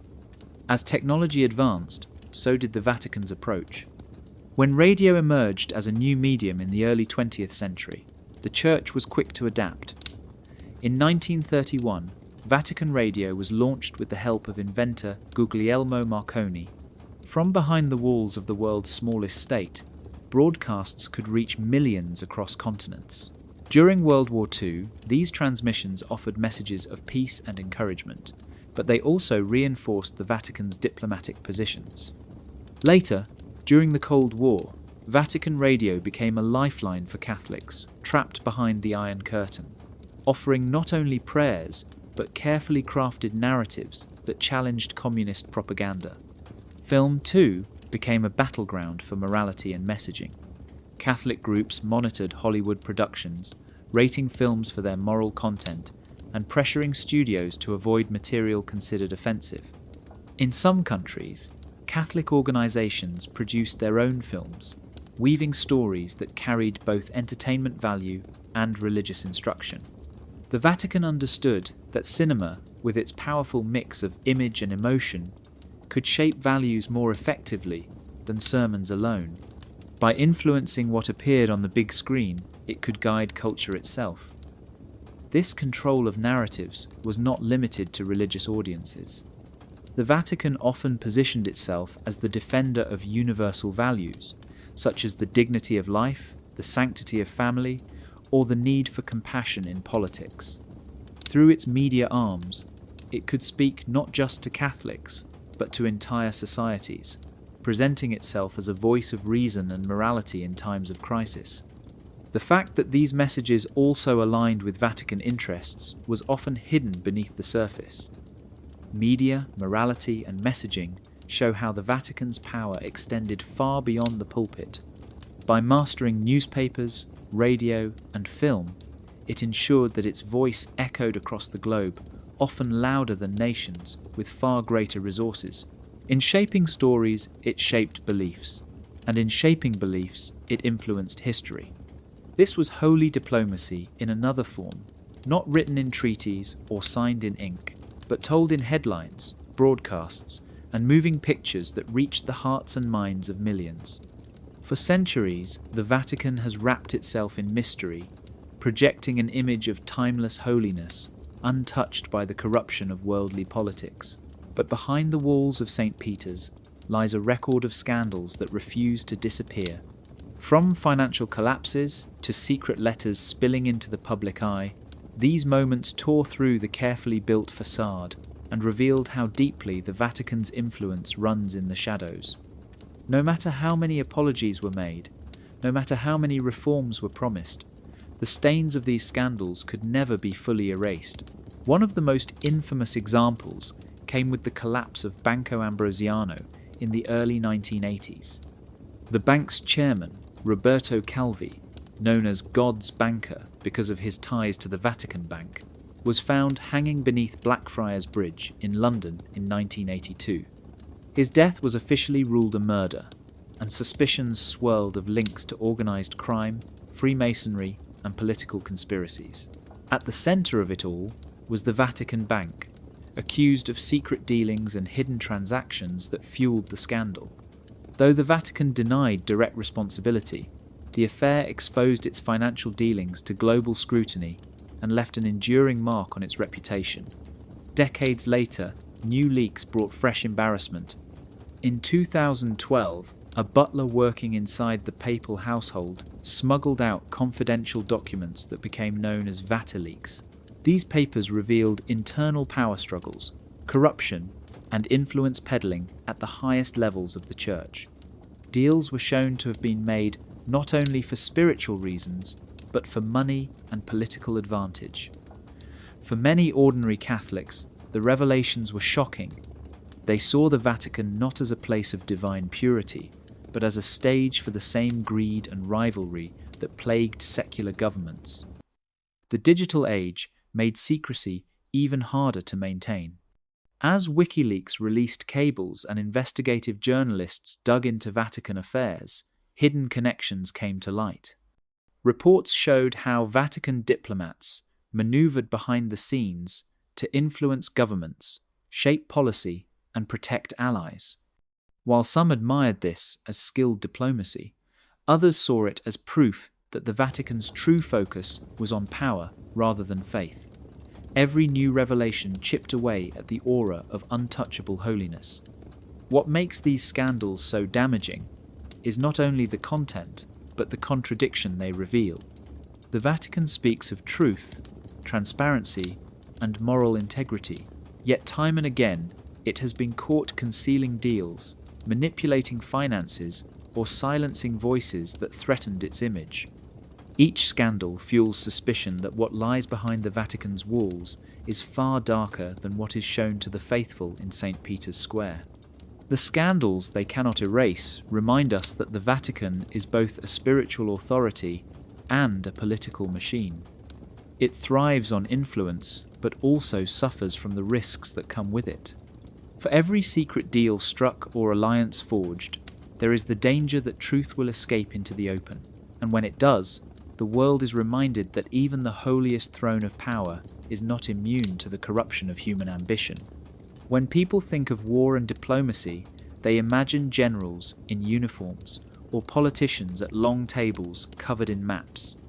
But in many conflicts across Africa and Latin America, the most influential figures did not wear medals or suits. They wore robes. Papal envoys, dispatched from Rome, stepped into civil wars and political crises, carrying no weapons, yet wielding authority that could change the direction of entire nations.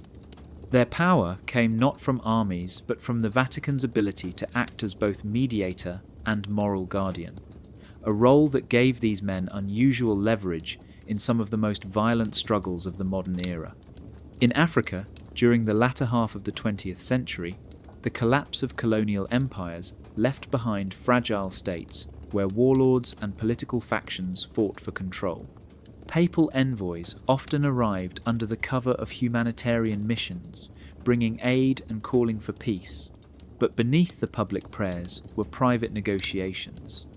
In nations like the Democratic Republic of Congo and Sudan, Vatican representatives worked behind the scenes to push for ceasefires, sometimes convincing rebel leaders to lay down arms by offering guarantees of international recognition or support from Catholic aid networks. Their words carried weight because they were not tied to one government, but to a global institution that even dictators hesitated to openly defy. In Latin America, the role of these diplomats in robes was just as striking. During the Cold War, the region became a battlefield between communism and Western-backed regimes. Papal envoys acted as intermediaries, often cloaked in neutrality, but their influence was far from passive.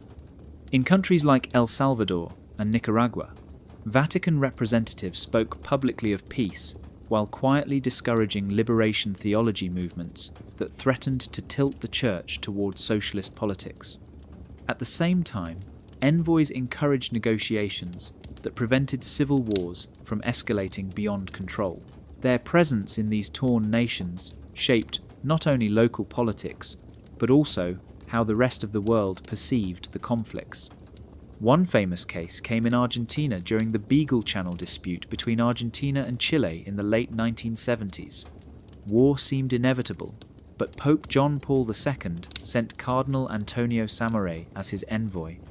Through months of patient talks, Samarais persuaded both governments to back down from the brink of battle. His success was so great that streets in Chile and Argentina were later named in his honor, proof of how a single Vatican envoy could prevent bloodshed where entire armies stood ready for war. What made these diplomats so effective was their ability to combine moral authority with strategic calculation. They spoke the language of peace and faith, yet they understood the stakes of global politics. To warlords, generals, and presidents, a meeting with a papal envoy was never just about religion. It was about legitimacy, recognition, and survival. The case studies of Africa and Latin America reveal that the Vatican's diplomats in robes were more than symbolic. They were active shapers of history, proving again that the Holy See's influence could reach far beyond its tiny borders. In the chaos of war, a man in robes often carried more weight than a man with a gun. To the world, the Pope is first and foremost a spiritual leader, the shepherd of over 1 billion Catholics who look to him for guidance on matters of faith and morality.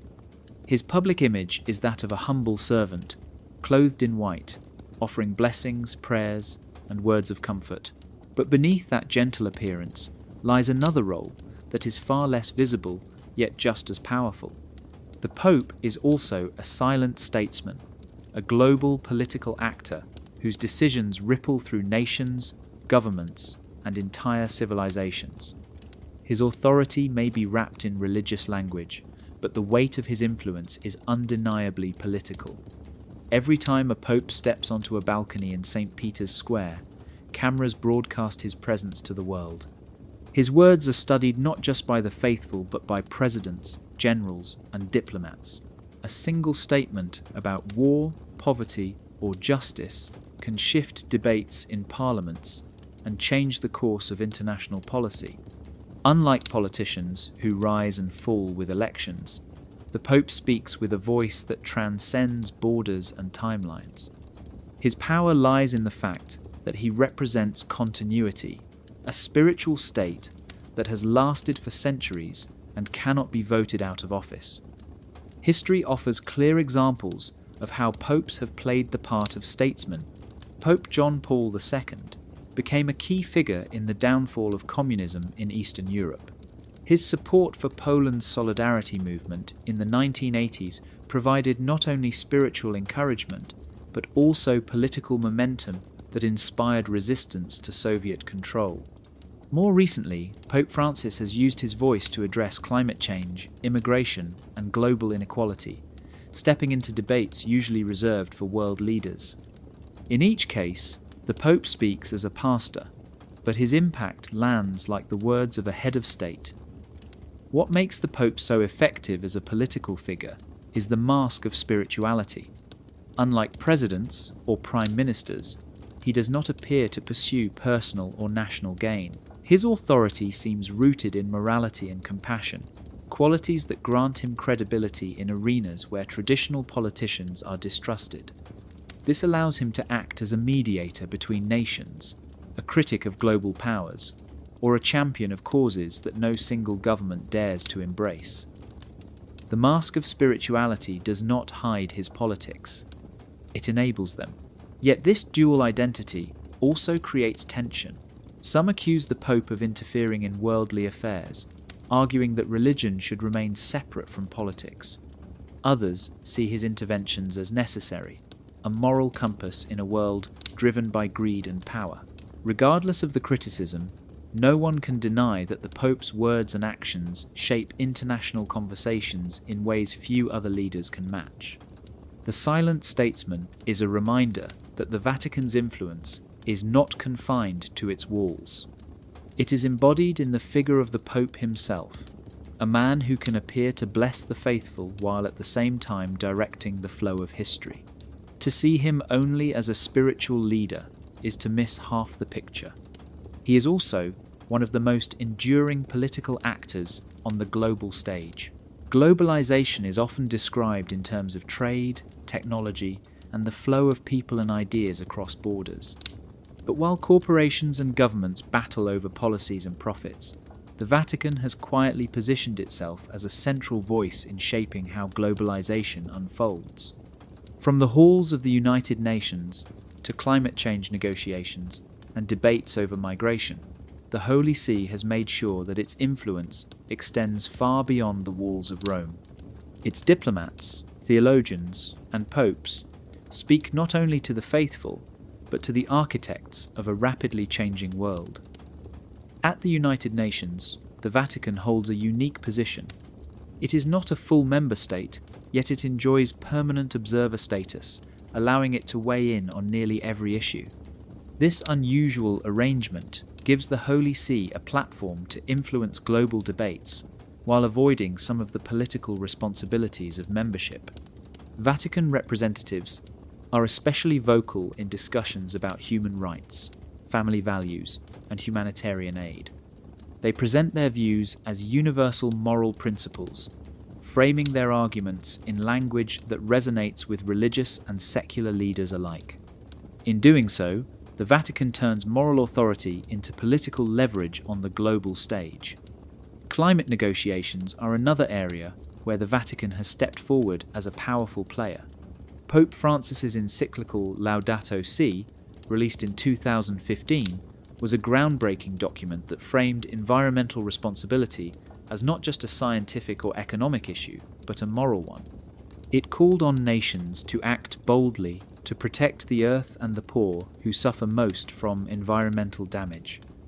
This document was quoted at climate summits and influenced negotiations leading up to the Paris Agreement. The Vatican's involvement gave environmental concerns a spiritual weight, pressing leaders to see climate change as a crisis of conscience as well as policy. Migration has also become one of the Vatican's central focuses in the age of globalization. With millions displaced by war, poverty, and climate disasters, the Pope has repeatedly emphasized the moral duty of nations to welcome and protect migrants. Vatican diplomats often push for policies that prioritize human dignity over national security fears. While governments struggle with the political costs of open borders, the Church frames the issue in terms of compassion, solidarity, and justice. This stance has made the Vatican a leading voice in international discussions on migration, sometimes clashing with powerful states, but always maintaining its role as a defender of the marginalized. The Vatican's engagement with globalization shows how it adapts to new realities. It cannot compete with superpowers in terms of armies or economies, but it can influence the rules and values that shape globalization itself. By speaking the language of morality and presenting itself as a guardian of universal values, the Holy See ensures that its voice is always part of the conversation. In a world where everything seems connected, the Vatican has found ways to connect its spiritual mission to the deepest challenges of our time, ensuring its seat at the table where the future of humanity is being decided. For decades, China has been one of the most difficult arenas for the Vatican. The world's most populous nation is also one of the most tightly controlled when it comes to religion. Since the rise of the Communist Party in 1949, Beijing has insisted that all faiths remain under state supervision. For Catholics, this meant the creation of the Chinese Patriotic Catholic Association, a state-sanctioned church where bishops are appointed not by the Pope, but by the government. Yet in the shadows, an underground church loyal to Rome has survived, often at great risk. The story of how the Vatican has dealt with this situation reveals not only a clash of faith and politics, but also the modern strategy of holy diplomacy. The underground church in China became a symbol of resistance. Families met secretly for mass, priests were arrested, and bishops loyal to the Pope disappeared into prisons or labor camps. For these believers, loyalty to Rome was a matter of conscience. They saw the state church as a compromise that placed politics above God. For decades, the Vatican honored their devotion, refusing to officially recognize the bishops appointed by Beijing and calling for religious freedom. This defiance made the Vatican a thorn in the side of Chinese leaders, who considered loyalty to Rome a threat to national sovereignty.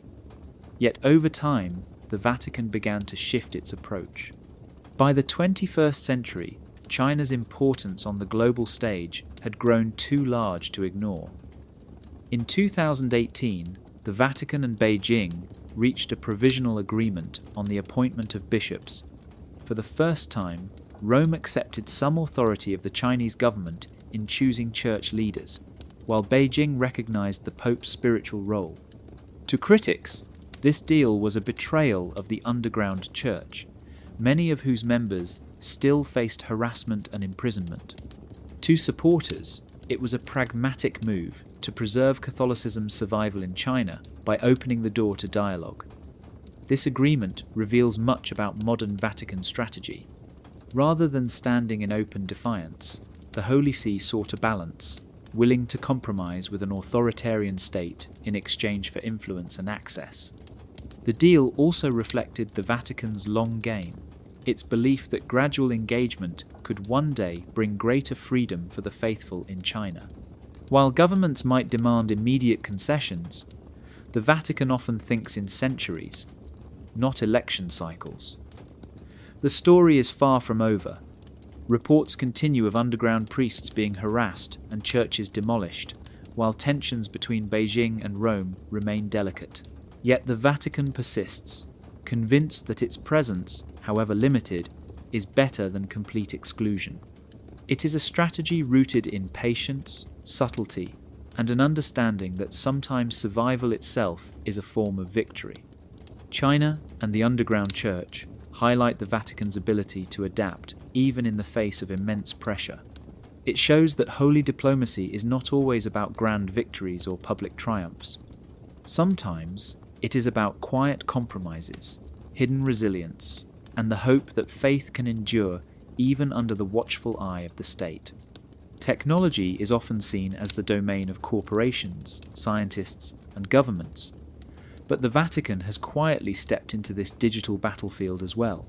Far from being a relic of the past, the Holy See has positioned itself as a voice in debates over artificial intelligence, online culture, and even the way global narratives are shaped through the internet. This is not a coincidence.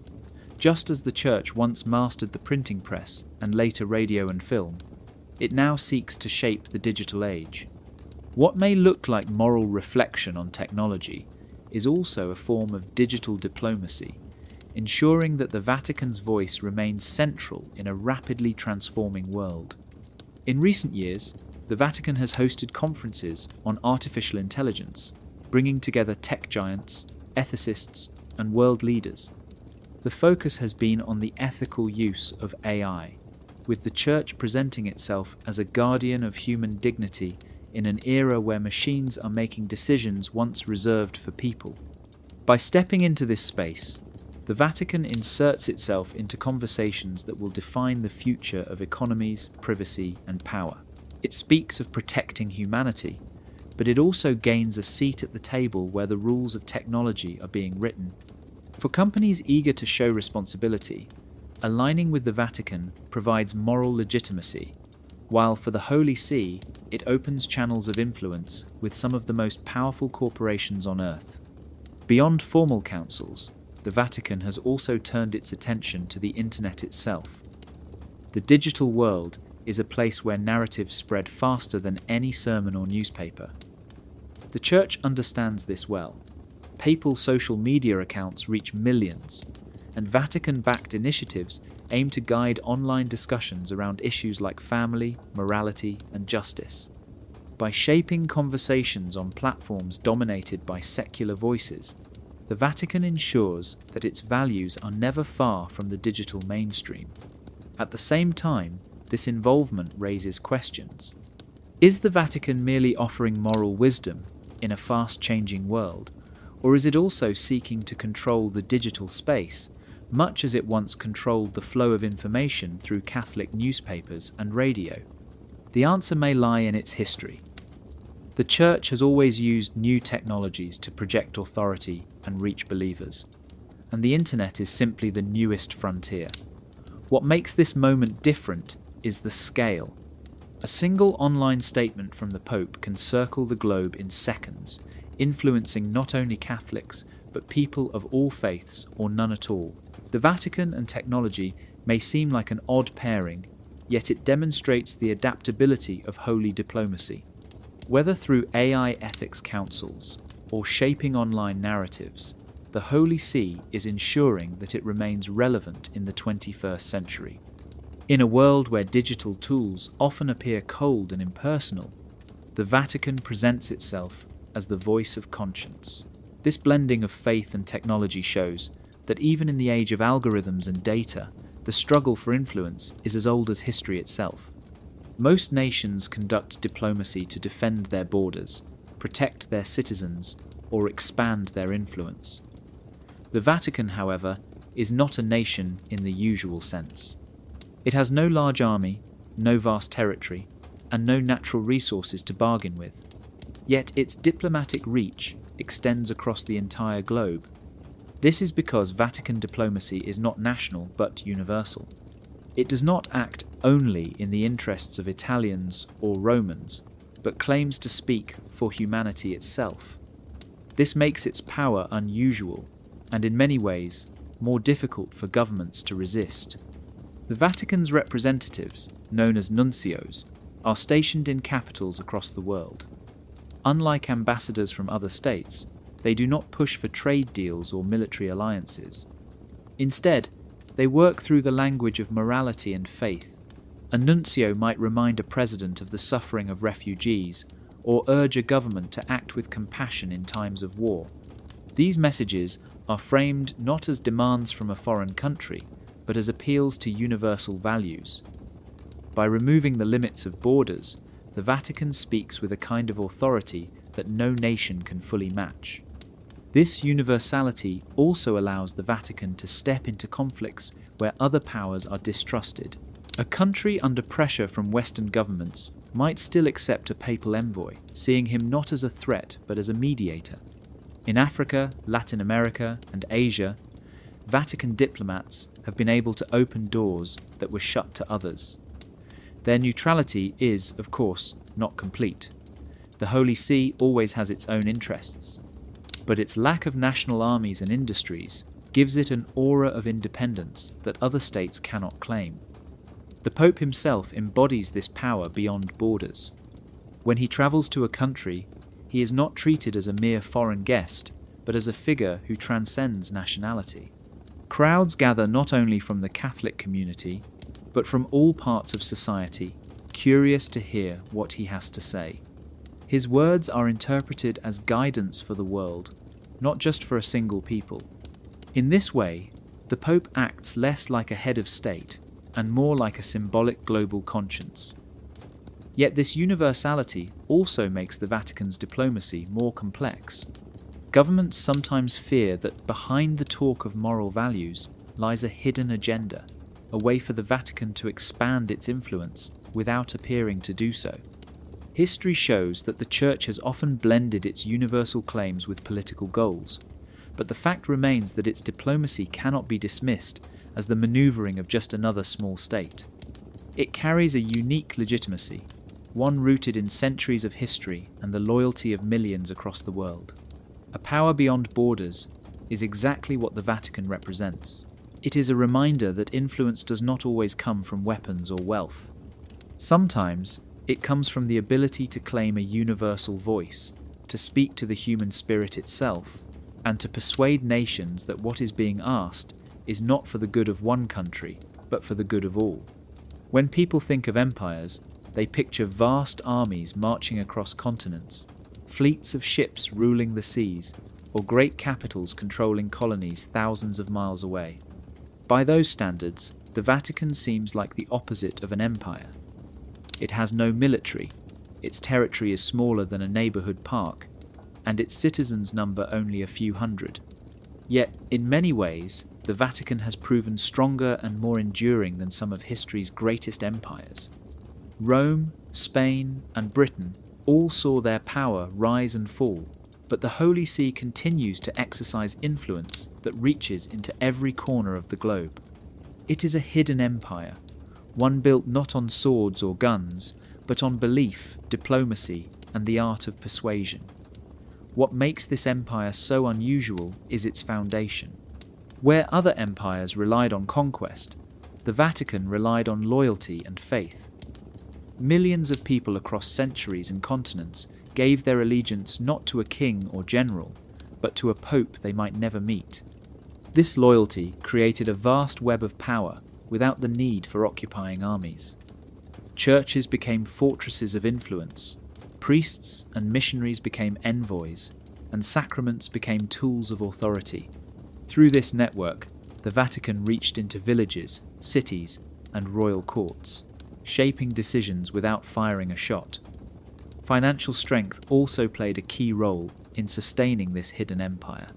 While the Vatican did not control mines or colonies directly, it benefited from tithes, donations, and gifts that flowed from the faithful across the world. Over centuries, it amassed land, art, and wealth, giving it resources to fund its projects and extend its reach. The Vatican Bank, often surrounded by mystery and scandal, acted as the treasury of this empire, allowing it to operate as a financial player alongside the world's most powerful nations. The hidden empire also thrived on diplomacy. Unlike empires that imposed their will through sheer force, the Vatican mastered the art of negotiation. Popes crowned emperors, forged treaties, and mediated disputes between nations. Even in the modern world, papal envoys and Vatican representatives are welcomed in international assemblies. This diplomatic presence ensures that the Holy See remains an actor in shaping global policies, whether on peace, migration, or climate change. It is an empire of influence rather than territory, yet one that nations cannot ignore. The endurance of this empire is perhaps its most striking feature. Armies crumble, colonies rebel, and capitals are sacked, but the Vatican has survived invasions, revolutions, and world wars. When Napoleon imprisoned the Pope, the Vatican bent but did not break. When Italian nationalists stripped away the Papal States in the 19th century, the Lateran Treaty of 1929 restored the Vatican as a sovereign power. Its resilience comes not from weapons but from the loyalty of believers and the careful strategy of its leaders. The hidden empire challenges our idea of what power looks like. It shows that influence can be more lasting than territory, and that soft power can outlive hard power. In the story of global history, the Vatican stands as proof that an empire built on ideas can be stronger than one built on steel. As we reach the end of this story, one question lingers over everything we have uncovered. Is the Vatican truly a force for peace, or is peace simply the mask it wears to guide power in disguise? Throughout history, the Holy See has presented itself as a beacon of morality, calling for compassion, justice, and unity. Popes speak of serving humanity, of protecting the poor, and of healing divisions. But at the same time, behind those noble words, the Vatican has moved pieces on the chessboard of global politics with the precision of a master strategist. Its treaties, alliances, and quiet backroom negotiations reveal not only a longing for peace, but also a desire to shape the world in ways that preserve its own authority. Consider the papal bulls that divided continents during the Age of Exploration. Were they framed as a way to prevent conflict among empires, or as a tool to ensure that the Vatican held sway over the destiny of entire nations? Look at the concordats with kings, emperors, and dictators across centuries. Were they signed to protect the faithful, or to guarantee that the Pope's voice echoed in the corridors of power, no matter who ruled? Even in the modern world, when the Vatican speaks on issues like climate change, migration, or artificial intelligence, is it purely out of moral concern, or is it also to maintain relevance in a century where religion's influence is often challenged? The truth may be that both things are real at once. The Vatican guides peace, but it also guides power. The two are not separate. In the mind of the Church, peace is impossible without authority, and authority cannot survive without influence. To the Vatican, guiding nations, shaping laws, and speaking on behalf of millions is not a betrayal of its spiritual mission, but a fulfillment of it. The line between shepherd and statesman, between pastor and politician, has never been clear. Perhaps it was never meant to be. This dual nature explains why the Vatican has survived where empires have fallen. If it had sought only power, it might have collapsed like Rome or Spain.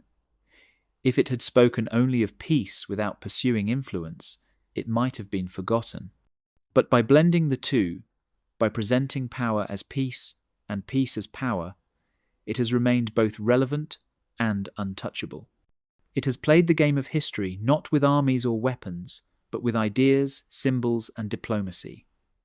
And so the question we must ask is not just about the Vatican, but about ourselves. Do we accept its role as a moral compass guiding humanity toward peace, or do we see it as a hidden empire, cloaked in holiness but driven by politics? The answer may depend on where you stand, whether you view its influence as salvation or manipulation. What is certain is that the Vatican is not merely watching history unfold, it is shaping it. The silent throne of power remains, and it continues to decide how much of what we call peace is truly peace, and how much of it is power in disguise.